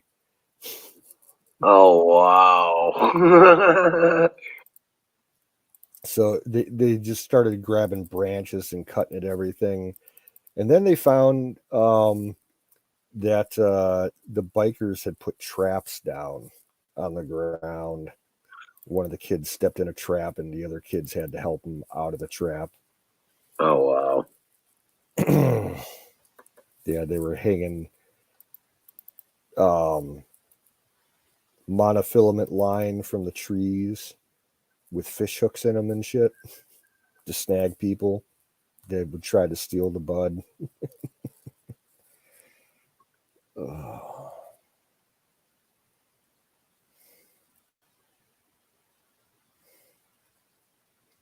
Oh.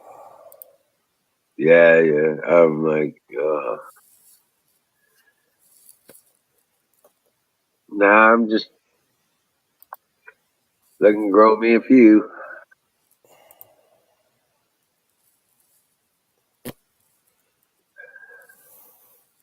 And imagine if you got caught driving around in the middle of the night with like a roll-on, roll-off truck with a big dumpster with like a 40-foot tree on it, taking it to like your warehouse that you were growing it in off season, Right. Get Oh stopped my by the God. sheriff or something like that. What the fuck do you got there? Just some tree stuff. We're gonna cut it up and preserve it.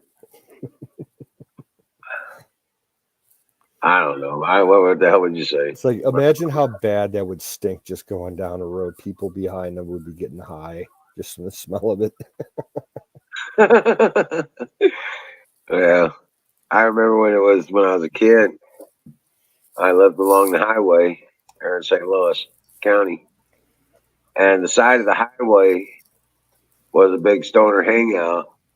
And they had thrown their seeds all over the damn place up there alongside Like that highway. we get All right. places like that in Ohio. They call them Johnny Appleseeds. The old legend about Johnny Appleseed going cross country, just throwing apple seeds everywhere. You get people that do that in Ohio. Well, back when I was a kid, they didn't give a damn about so much about fire safety and shit. They just burned the site. The authorities decided they'll just burn it off. Yeah. Well, the wind was blowing up that neighborhood all day long. We'd walk outside and just get blazed like, oh, I feel kind of weird. What's going on? Yeah, yeah, you I getting stoned. I remember the last time that I went to my county's fair. Um, went with my mom, or yeah, my mom and my dad. I think my aunt was there, a cousin, me, my sister. This is about maybe 12 years ago or so, Right. and because everybody in my family loves the fair, even though my mom and dad are divorced, they would get together, with us to go to the fair. And the where the county fairgrounds are is way in the southern part of the country, out in the sticks.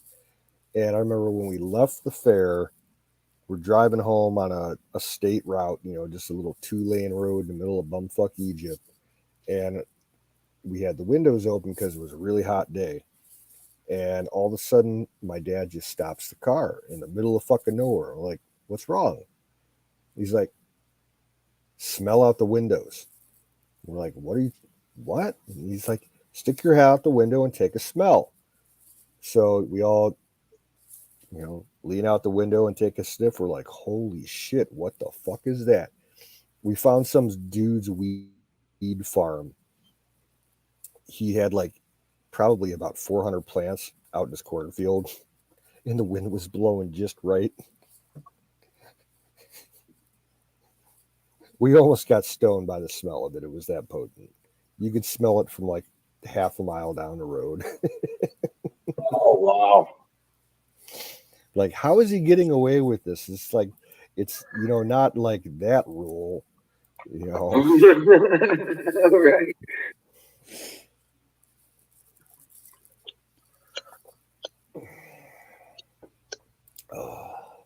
I got away with it was most people that was around there was probably city folks and thought that it was cow manure. Or a skunk. No, I like not Cover city. it Like with this that. was the whole stretch of this area, like surrounding this guy, was probably like 3 miles of just rural country. Yeah. Nothing but farms. So they were probably all into it.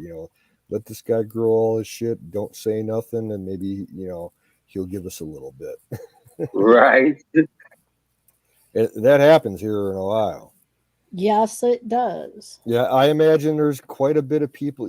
Kind of the same setup about where you are, Kim. I mean, you're Yep. kind of you're 20 minutes away from like any kind of like business or anything. Yeah. Our main thing was in Fremont, going to Keller's Woods. Yeah, I've heard. Because it was every third Saturday in August. TSIA, every third Saturday in August was Keller's Woods, and it was the whole weekend. Yeah, a little bit east of you, like around Milan, same thing. And Yep. down in Upper Sandusky, Yep. Fostoria, yeah. Yep. Fostoria, we had 2 different biker groups that was in Fostoria. One of them, the main, come from Toledo. The other main came from Columbus. Yeah. So it's where I had my fun at. What, and I got away with a lot more than most people. Because with mom and dad, everybody knew mom and dad as the let's see what back then they called them the holy rollers, the Pentecost, and Dad was high in the church, and then he did the drove semi truck, and he did his own garbage business, so he knew a lot of everybody around here for the small town areas, for the townships and stuff like that. So yeah, when I'd walk into a place, it would be like everything's hushed because of Kim, and then they got to know me and realized, hey, Kim ain't as good as what her mom and dad is. Kim's the partying one.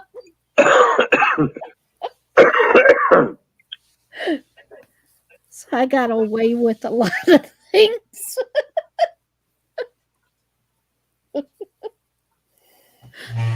A lot of things I shouldn't have got away with, but I got away with. Right.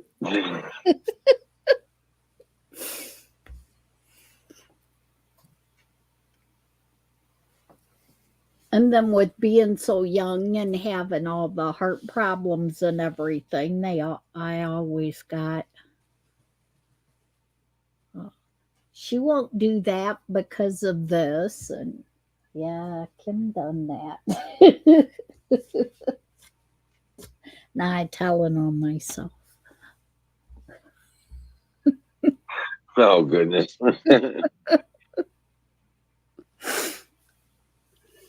Yeah, I tell you what, man. I need to hit this. I'm gonna go ahead and that last cup of cocoa is starting to hit me pretty good.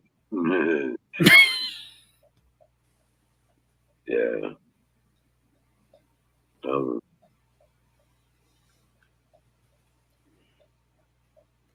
Yeah, I disappeared for a while because Coco caught a itty bitty mouse.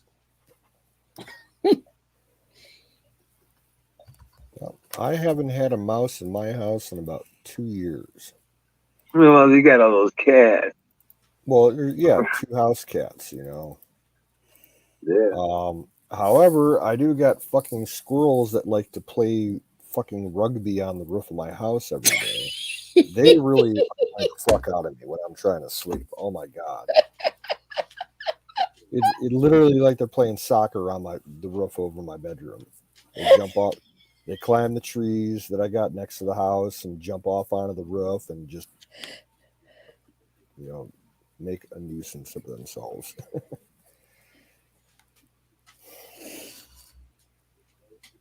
My sister used to complain about the raccoons.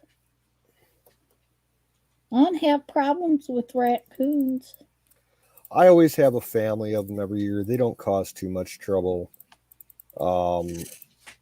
We get more possums than we do raccoons. I got a possum in the barn I've been trying to fish out for a couple of years. He's sneaky though. And the woodchucks they're sneaky as fuck. Yeah, I've been trying to I got one, this fucker, he built a burrow right against my house and I didn't even know it because it was like in a flower bed and it's all overgrown and everything. So like some of the weeds that poke up are, you know, like about 5-6 foot high, completely blocked it. I didn't even know it was there. But there's a big ass woodchuck hole, a couple like probably 3 feet from the house, that's just burrowed down there, and the dirt that he kicked up is about 5 feet up against the house. I didn't even notice until this past fall. So I gotta clean that out this year. I didn't realize I had one in the backyard so bad until I was cutting down the high weeds and ran the lawnmower wheel right into the damn thing. Yep, it happens.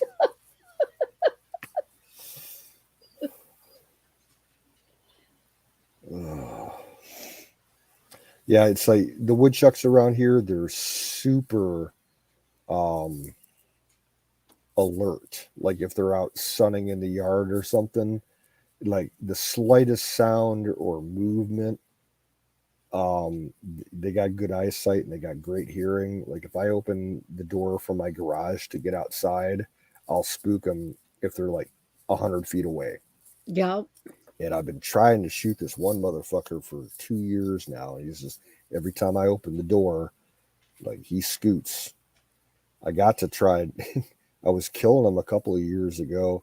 I actually from inside the house, I would open up the window in my little dining room hallway and just sit in a chair and try and snipe them, but they're just too crafty.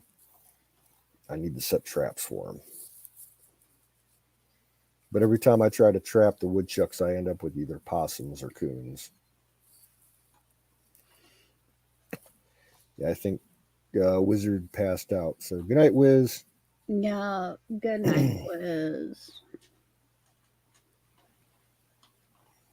Looks like we still got Huckleberry. Huckleberry and Colonel, and I think Dallas is in there. That's about it. Max, maybe. I don't know.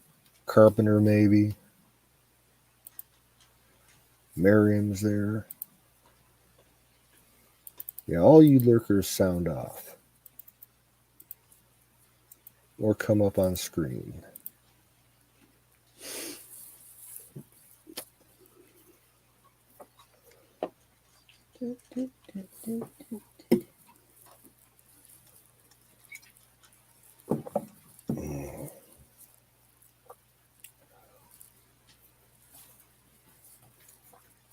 Do they have any ice fishing on Lake Erie out by you right now? No, not that I know of. I ain't heard nothing. Nobody said anything. Yeah, because we don't get it ice fishing around here. It's usually more west of us towards you and around the islands. Right. Yeah.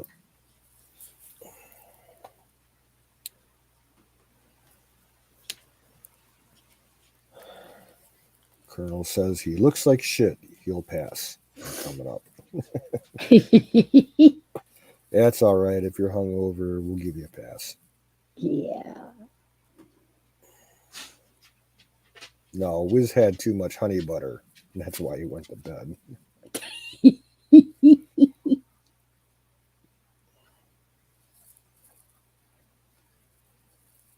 Oh.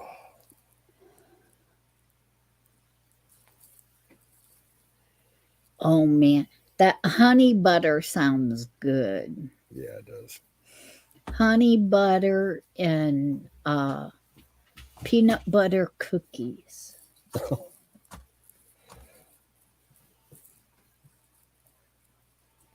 I just have to be real careful that I'd have to mark the ones that I made the honey butter in.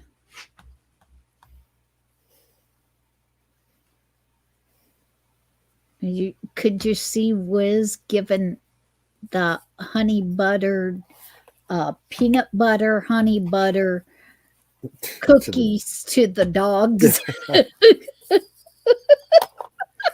Oh boy.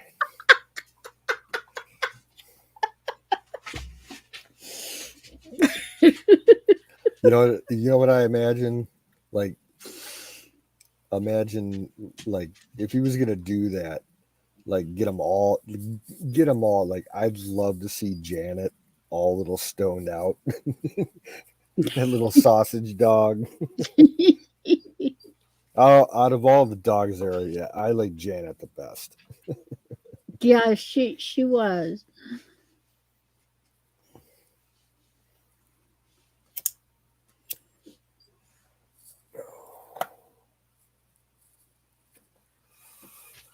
They said his puppy is almost as big as what Yep. the They're big. daddy is. Yeah, both of them are.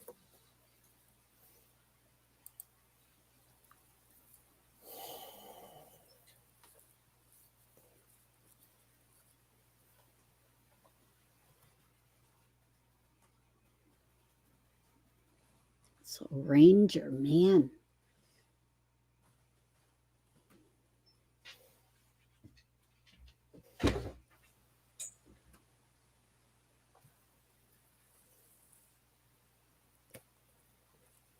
Yeah, I'll be back in 1 minute.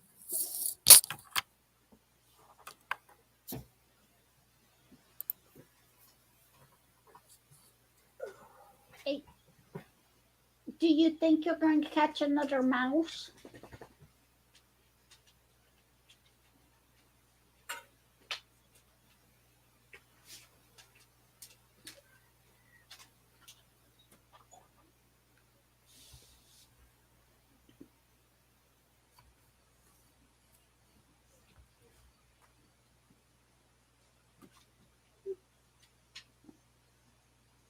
What dubs?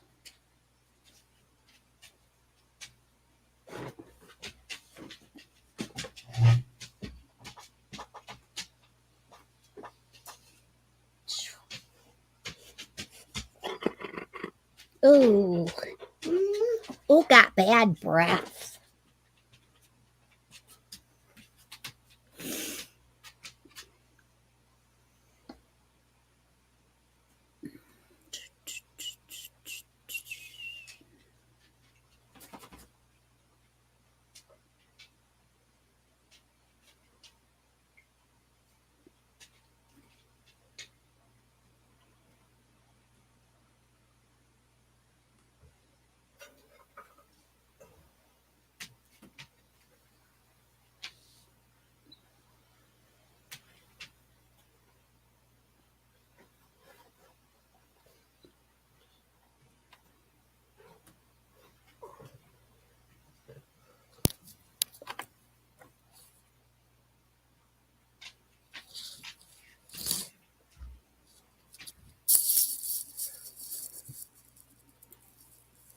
And I'm back. Bitty. What? Oh, okay.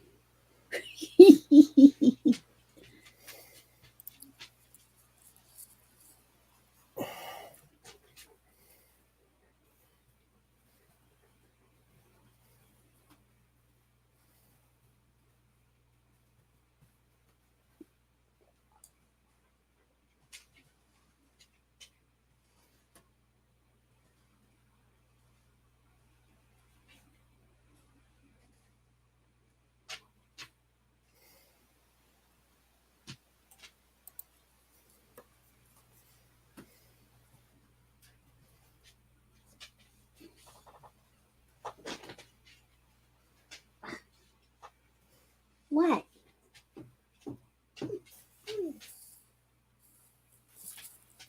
What?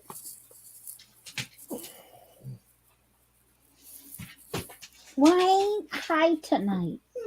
So you're gonna have to tell me. What? All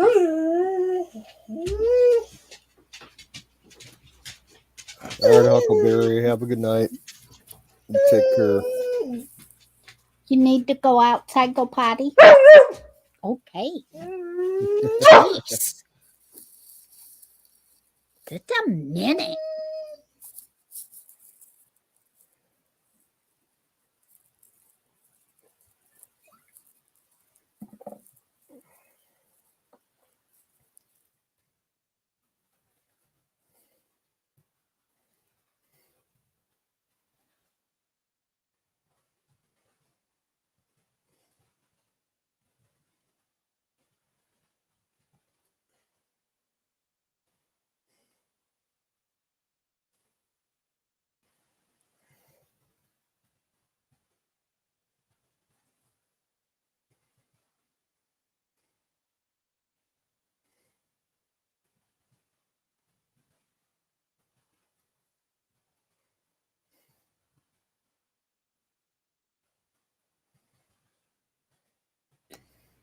Ooh, poo-wee.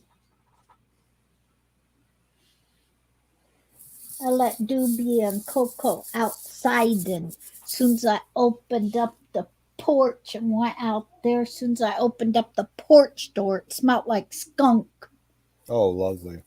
I don't think it skunk though. It smelled like that freaking weed. Somebody driving down the road getting clam baked in their car. It happens a lot around here. Like, I can definitely tell, okay, I'm not working right now, but when Yeah. over the last, close to 8 years that I've been working at the store here, 5 minute walk from my house, I walk to work. And almost every single day, as I'm walking either to or from work, the traffic passing by, you can always smell someone smoking. Yep. We get tons of customers every day that would just come in reeking. Like we had this couple, husband and wife, that are probably in their 50s, and they would pull in our parking lot right in front of the store, the front, the store, and sit in their car for 5 minutes smoking, like openly. And then they come in the store and they'd stink like fucking crazy. And then they'd walk, get their munchies and their beer and their snacks and everything, and go back out to their car and smoke another joint in the parking lot before they left. Probably before they had to go home to their kids.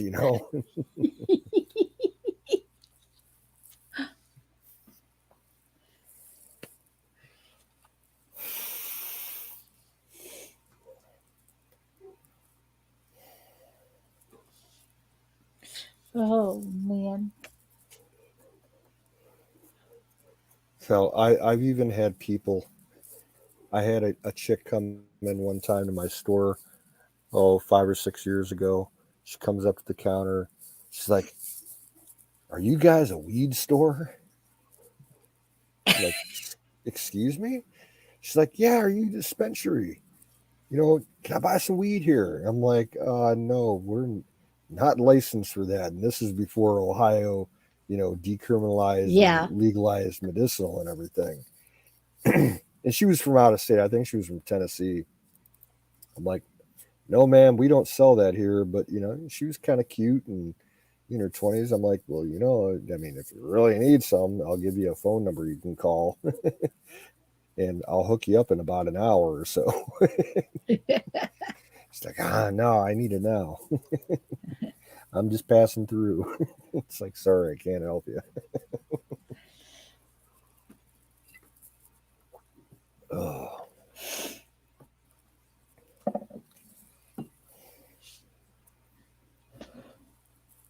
Yeah.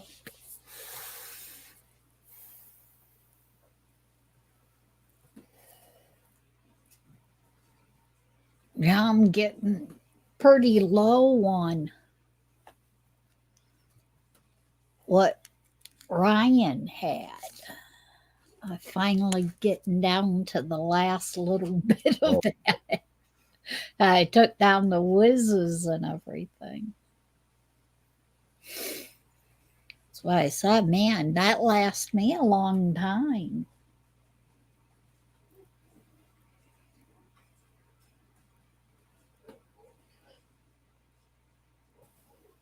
no, I still got weed my dad grew. Um, because he passed away 3 years ago. And he was, so that would have been like 2019, January. And he still had, a lot of his harvest from 2018. He actually had, the dumb fuck had it left sitting out in jars all over his bedroom. Like he was just, looking at it and playing with it and imagining smoking with it, when he died. It's so like when, the ambulance and the cops were here the day he died, they're looking around his bedroom. He's like, "So we see your father had some homegrown." And I'm like, "Yeah." He's like, and because I had no idea that he had it sitting around his bedroom. I was only, concerned with my dad. I Right. didn't even notice he had it laying out like in 3 different spots in the room. I'm like, yeah, he smoked. He's like, well, yeah, he grew, obviously. I'm like, yeah, he grew. And they're like, well, does he still have his, setup? I'm like, yeah. So I had to show him, the cop, the little setup that he had for his. He would start his plants indoors, and Yeah. then take them outside afterwards. And I showed him the little grow room that he had in the basement. Enough lighting for like 3 or 4 plants. He's like, oh yeah, it's no problem. We're just making sure that you weren't supplying like half the city or something. They didn't do nothing about it. They're like, yeah, you can keep the weed, you can keep the grow room. We're not going to confiscate your lights or nothing. If you don't want them, we'll take them and dispose of them for you. And I'm like, no, I'll keep it.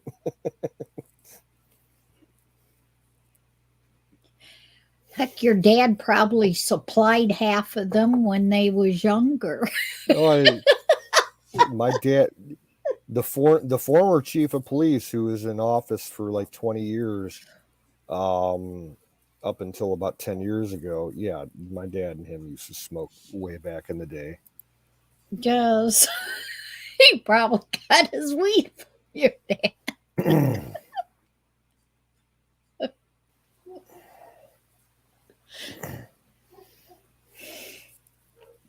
Never know. Your dad could have been one that was part of their bus sometimes, sell some to this guy. No, I mean, really not, because bigger guys. My dad used to grow stuff, but it was small scale, personal, mostly for him. Right. And he would share it with some friends. And it was mostly like UAW people, because he was in the factory working, Yeah. He was a union rep for years, so he made lots of friends. So like, yeah, every once in a while I'd be on a drive with him. He'd be dropping off an ounce or something to some dude that he used to work with 10, 15 years ago. So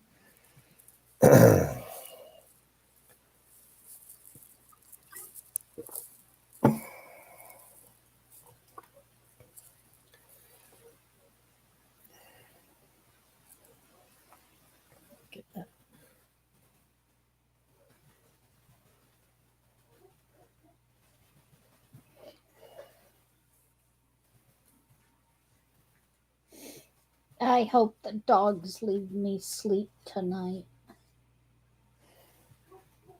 I ain't slept at all the last 2 nights because the dogs and the mice has been keeping me awake. Yeah.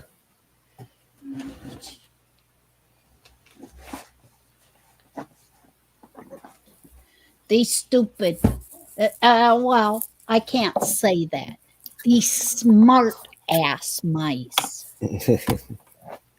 They ain't stupid, nothing doing with stupidity. Yeah. These things are smart enough, the regular sticky traps. Mm-hmm. I used to be able to use them and catch all these mice. Not now. Nope, they've learned how to walk on the edges or turn their butts around and poo across it and then walk across their own poo for they can get across the sticky traps.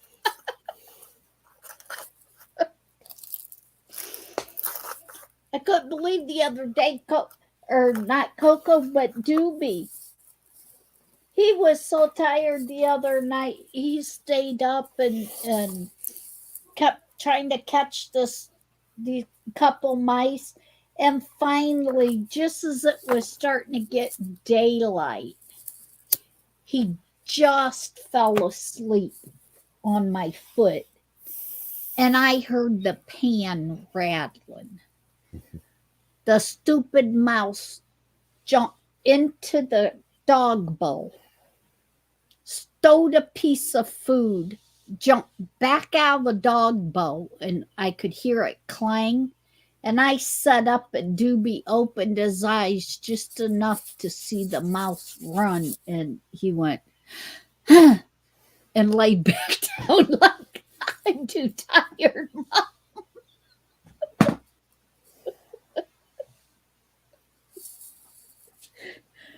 Oh, damn things kept me awake all night. I just now fell asleep. I ain't messing with it.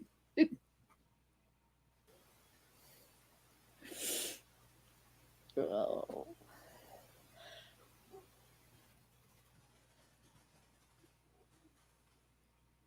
And I think they're ready to come back in now. Oh.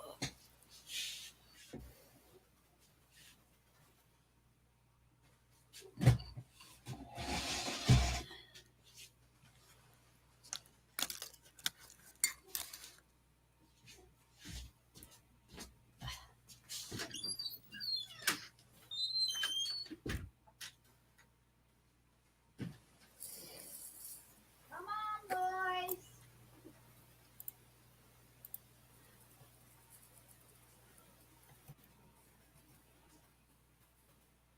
Take it easy, Coco. Oh, what's this?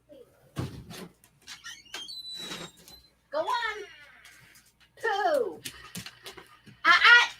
You better wipe your feet.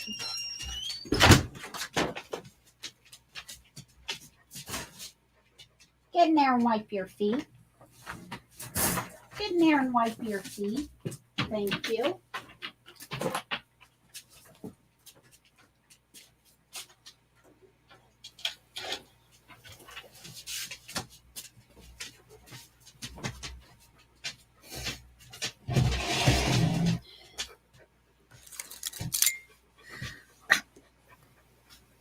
Okay.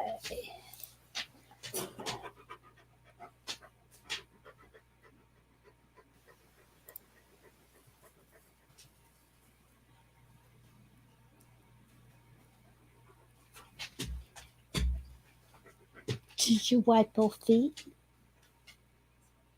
and go to bed? You ready for bed now? You look like you've been smoking weed. Your eyes is all bloodshot. Are you shotgunning the dogs? No, I ain't even smoked tonight. But Coco looks like he's been smoking. His eyes is all bloodshot. My dad used to fucking shotgun the cats. Speedy used to do that. Used to climb right up Ryan's leg and sit right on his lap. I believe it. And the old cat that's been dead for years. My dad had a cat lived for a long time. I think he passed away about maybe 8 years ago. He was a 26-year-old cat when he died, and he used to shotgun that cat. He'd give it bits of weed to eat. The cat would eat it like catnip and get completely fucking rocked. Yep. Oh, I miss that cat. Champ. He was a good boy. Liked his weed. Oh. Yeah, and that's it. That cat probably lived longer than any of the other cats, huh? Well, so far, yeah. Yeah, the Because it got its daily weed. yep. I don't shotgun my cats, but I will give them if I have. I would when they were getting attacked by the fleas over the last couple of years. I was using CBD gel, topically Yeah. for them and everything to help them heal. But yeah, these two that I got left. They're not in the shotgunning. They hate smoke. They won't come around me if like I'm in the kitchen or something because I'm smoking cigarettes. So. Yeah, the flea problem got so bad here, I had to isolate the cats. I still got those two isolated in the front end of the house. They haven't been in the back end of the house since probably September. Damn. Yeah, because I'm trying to isolate, the flea problem. I got them all the fleas 99% out of the back end of the house. I just got to start working on the front end of the house. So I'll have to quarantine them into like the one big bedroom and then bomb the rest of the house. And yeah, it's just, it takes time.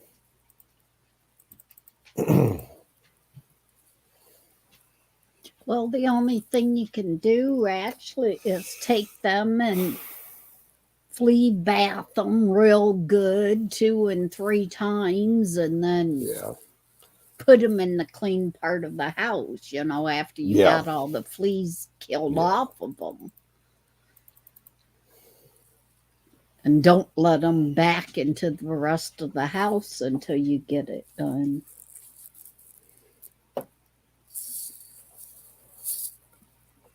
It's the reason why I can't stand carpet. Yes, carpet's a problem. Honestly, I want to rip out the carpet, every piece of carpet in this entire house.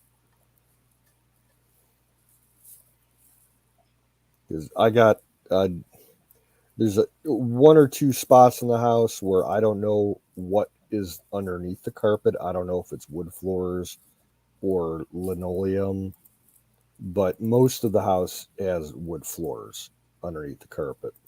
And I just want to tear that shit out. I'm so tired of it.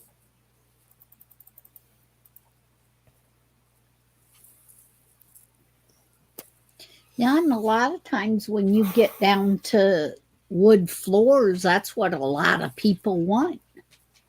Yeah. They don't want carpets and stuff. And it's just where, I mean, even the wood floors are hard to deal with if you have pets, but it's 10 times worse with carpeting. Yeah. And most of the carpeting, about 80% of it in my house, is like 50, 60-year-old carpet. So. Well, how old's the house? Oh, like the front end of the house is 1880s. It's an old farmhouse. So hell, you might be in the boat that I'm in when you start digging up and start pulling up carpet. You might find hidden the wood put together in just the right spots and dig it up and find money underneath them floorboards. Well, yes, there is family legend that my grandmother squirreled away money in the house. I think I know where it's at, but it's going to be an absolute pain in the ass to get to it. But yeah, I have to investigate it before we, sell the house and all that shit, for sure. We got crawl spaces that are like outside of the house and underneath like the porch and like other parts of the house that haven't been opened in like 60, 70 years. And there's this one area, you can only access it from the basement. And this crawl space, you look into it, and it's all windowed off, and it runs for about 30 feet. And at the very end of it, there's a whole bunch of mason jars that you can't tell what's inside of it. So it could be money.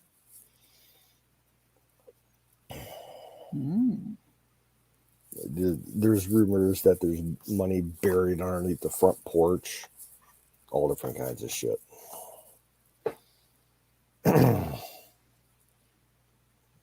It's like I got an old steamer trunk in my garage that hasn't been opened in probably 50, 60 years. God knows what's in that. There a lot of passages and stuff like that. Hell, and a lot of mason jars. Maybe you have a lot of old moonshine in them there jars. Not with my grand folks. Yeah, that wasn't something of theirs. My grand folks were more in the money.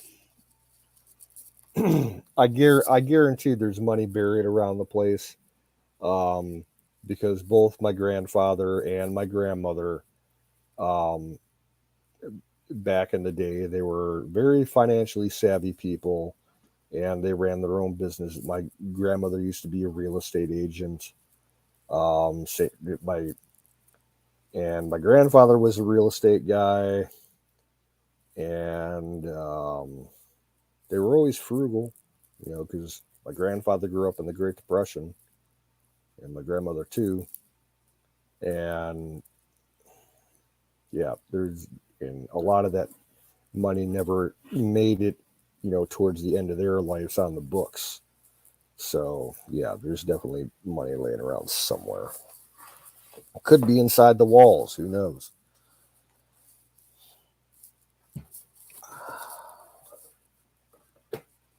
And back at that time, here in Ohio, there was a lot of, with the trains, there was a lot of underground railroad stuff going on. Yeah. And when they would go from house to house, they would pay for the keeping of them until the next train come through.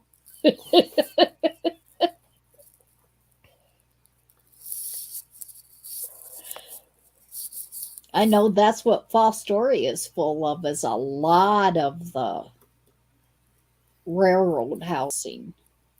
Same in Cleveland. Yeah. Yep. I,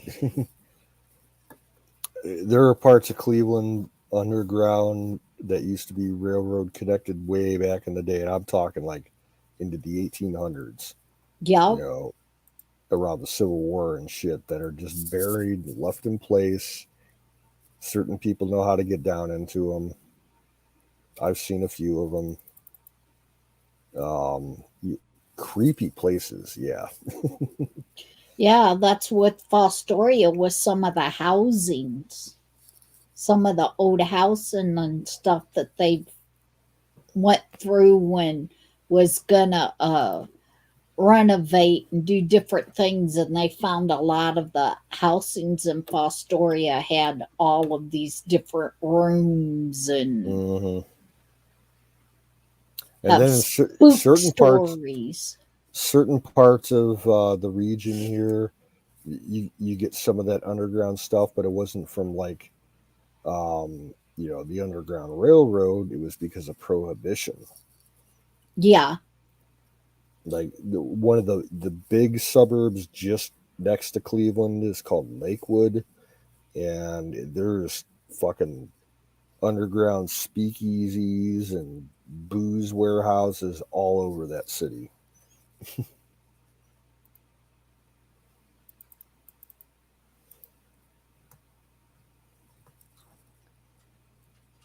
Oh. And with your grandparents being into the different money part of it, and they would know, you might find maps where different houses are that has secret rooms and stuff in it. Well, okay, as far as like properties that they used to own, Yeah. well, my grandmother was she was a licensed real estate agent, and she just sold other people's homes. My grandfather actually owned property and rented it out. And of those places, most of them don't exist anymore. They've been torn down. As far as I'm aware, there's only two houses left that he used to own, and they're both. Yeah, I wouldn't be surprised if there's shit buried there, but it's so far removed from my family over the years that it would be hard to get in touch with those people. Yeah. But if it was anything like what it was around here, now when Dad bought the 16 acres down the road where him and Mom grew up, well, was married and stuff, and I grew up there.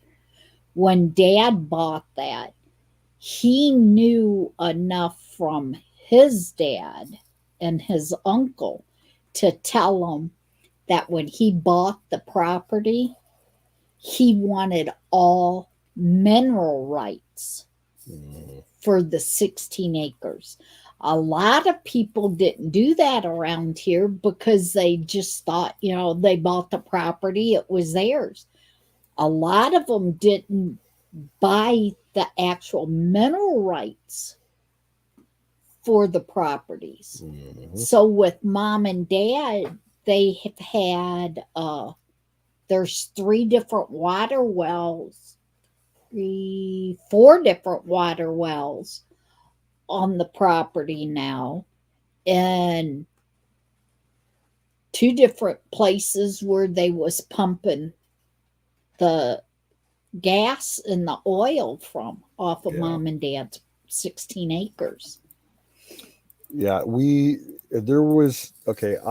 have in a filing cabinet in the garage a lot of the old land surveys that were done on my property way back in the 40s and the 50s through the 80s, because my grandfather used to get it surveyed like every 4 years.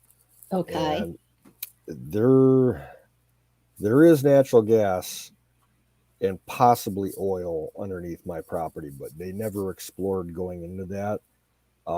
But he did get the mineral rights and the water rights for the property. We have right for all the water on the property, and that includes what's on the borders. Because I have there's a drainage creek that runs along one of the borders of my property that's maintained by the U.S. Army Corps of Engineers, and we have the right to that waterway up to the middle of it. So yeah, technically, we have rights to it.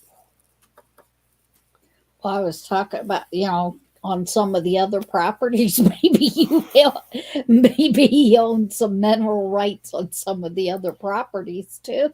Those I doubt, because they were in, both the last 2 properties that my grandpa owned were in that big suburb of Cleveland that I was talking about. And I mean, they're old houses, but and actually this is the weird thing. The last property that he owned, this is when I say my grandfather, this is my father's father. Okay. The last renter that he had for that property was my mother's mother. My grandmother from the other side of the family. She was the tenant there until she died. So kind of strange how that worked out in my family. But the second last property that he owned, he should have never sold that thing, because that thing is a huge brick mansion in that town, and it's probably worth about $4 million. The house alone is probably worth about $4 million now. It's huge. Like, it's been divided up into a multi-story home. I think it's there's 3 different, homes within the building on different floors. It's fucking huge. One of the biggest houses in that city. And it's all old colonial brickwork made in post-Civil War. I'd like to have my hands on it.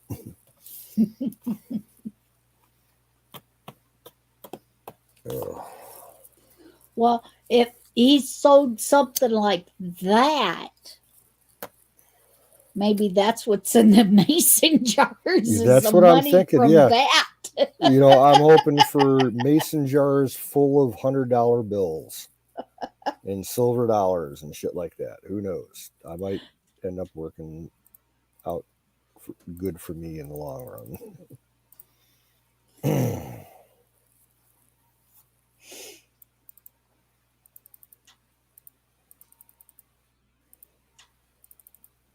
Yeah, because this house, it's old, post Civil War.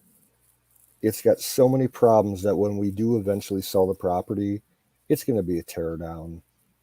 It's got too many problems to keep it up. No one's going to want to buy it as a fixer-upper because it's just got too many problems. Right, and that's what I'm worried about with my house. Yep, we're both in the same line as far as that concerns. When we do sell it, I'm not going to have the house demolished.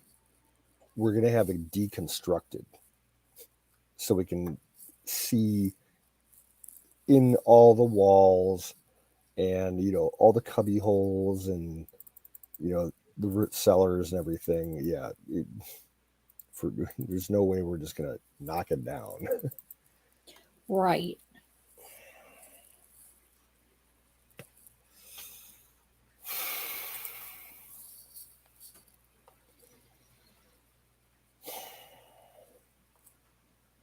So you might end up have to get a camper and put on the property and live in the camper while you're demolishing Well, yeah, the exactly. house. That is one of the options that are open to me right now.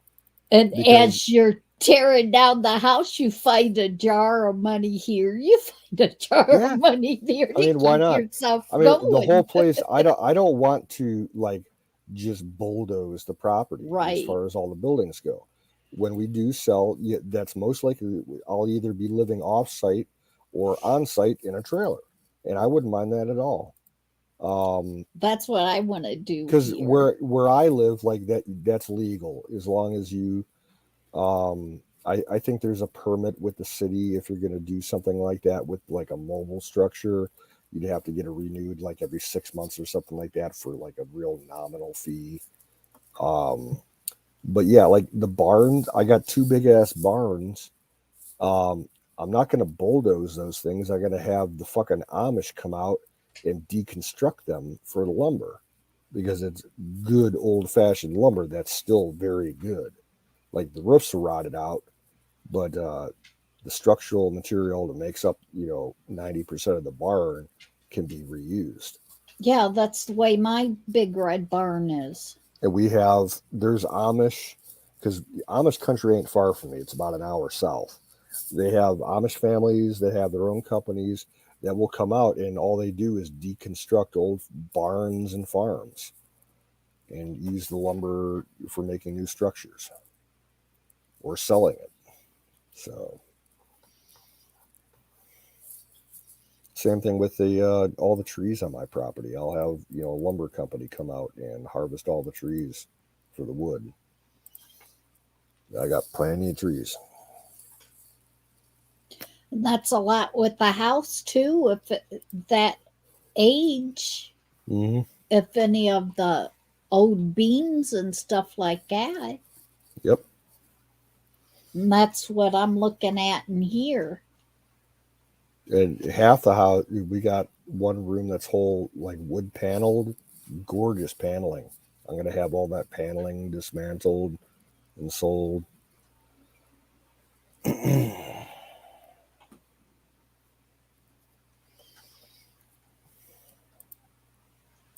Ain't gonna let nothing go to waste. I just gotta clean all this shit out first. Yeah. That's gonna be a fucking task. Because my dad and my grandpa never threw nothing away. Well, that's my task here. Because it started out with my cousin Eddie Lee living here. And then Daddy bought it off of him. And then my oldest sister and her husband lived here. And then my brother lived here and his wife. And they left stuff. And then my youngest sister lived here. And now I'm here. So, and Mom and Dad filled the big red barn up with stuff that they was planning on having barn cells and stuff and church cells for stuff for the church.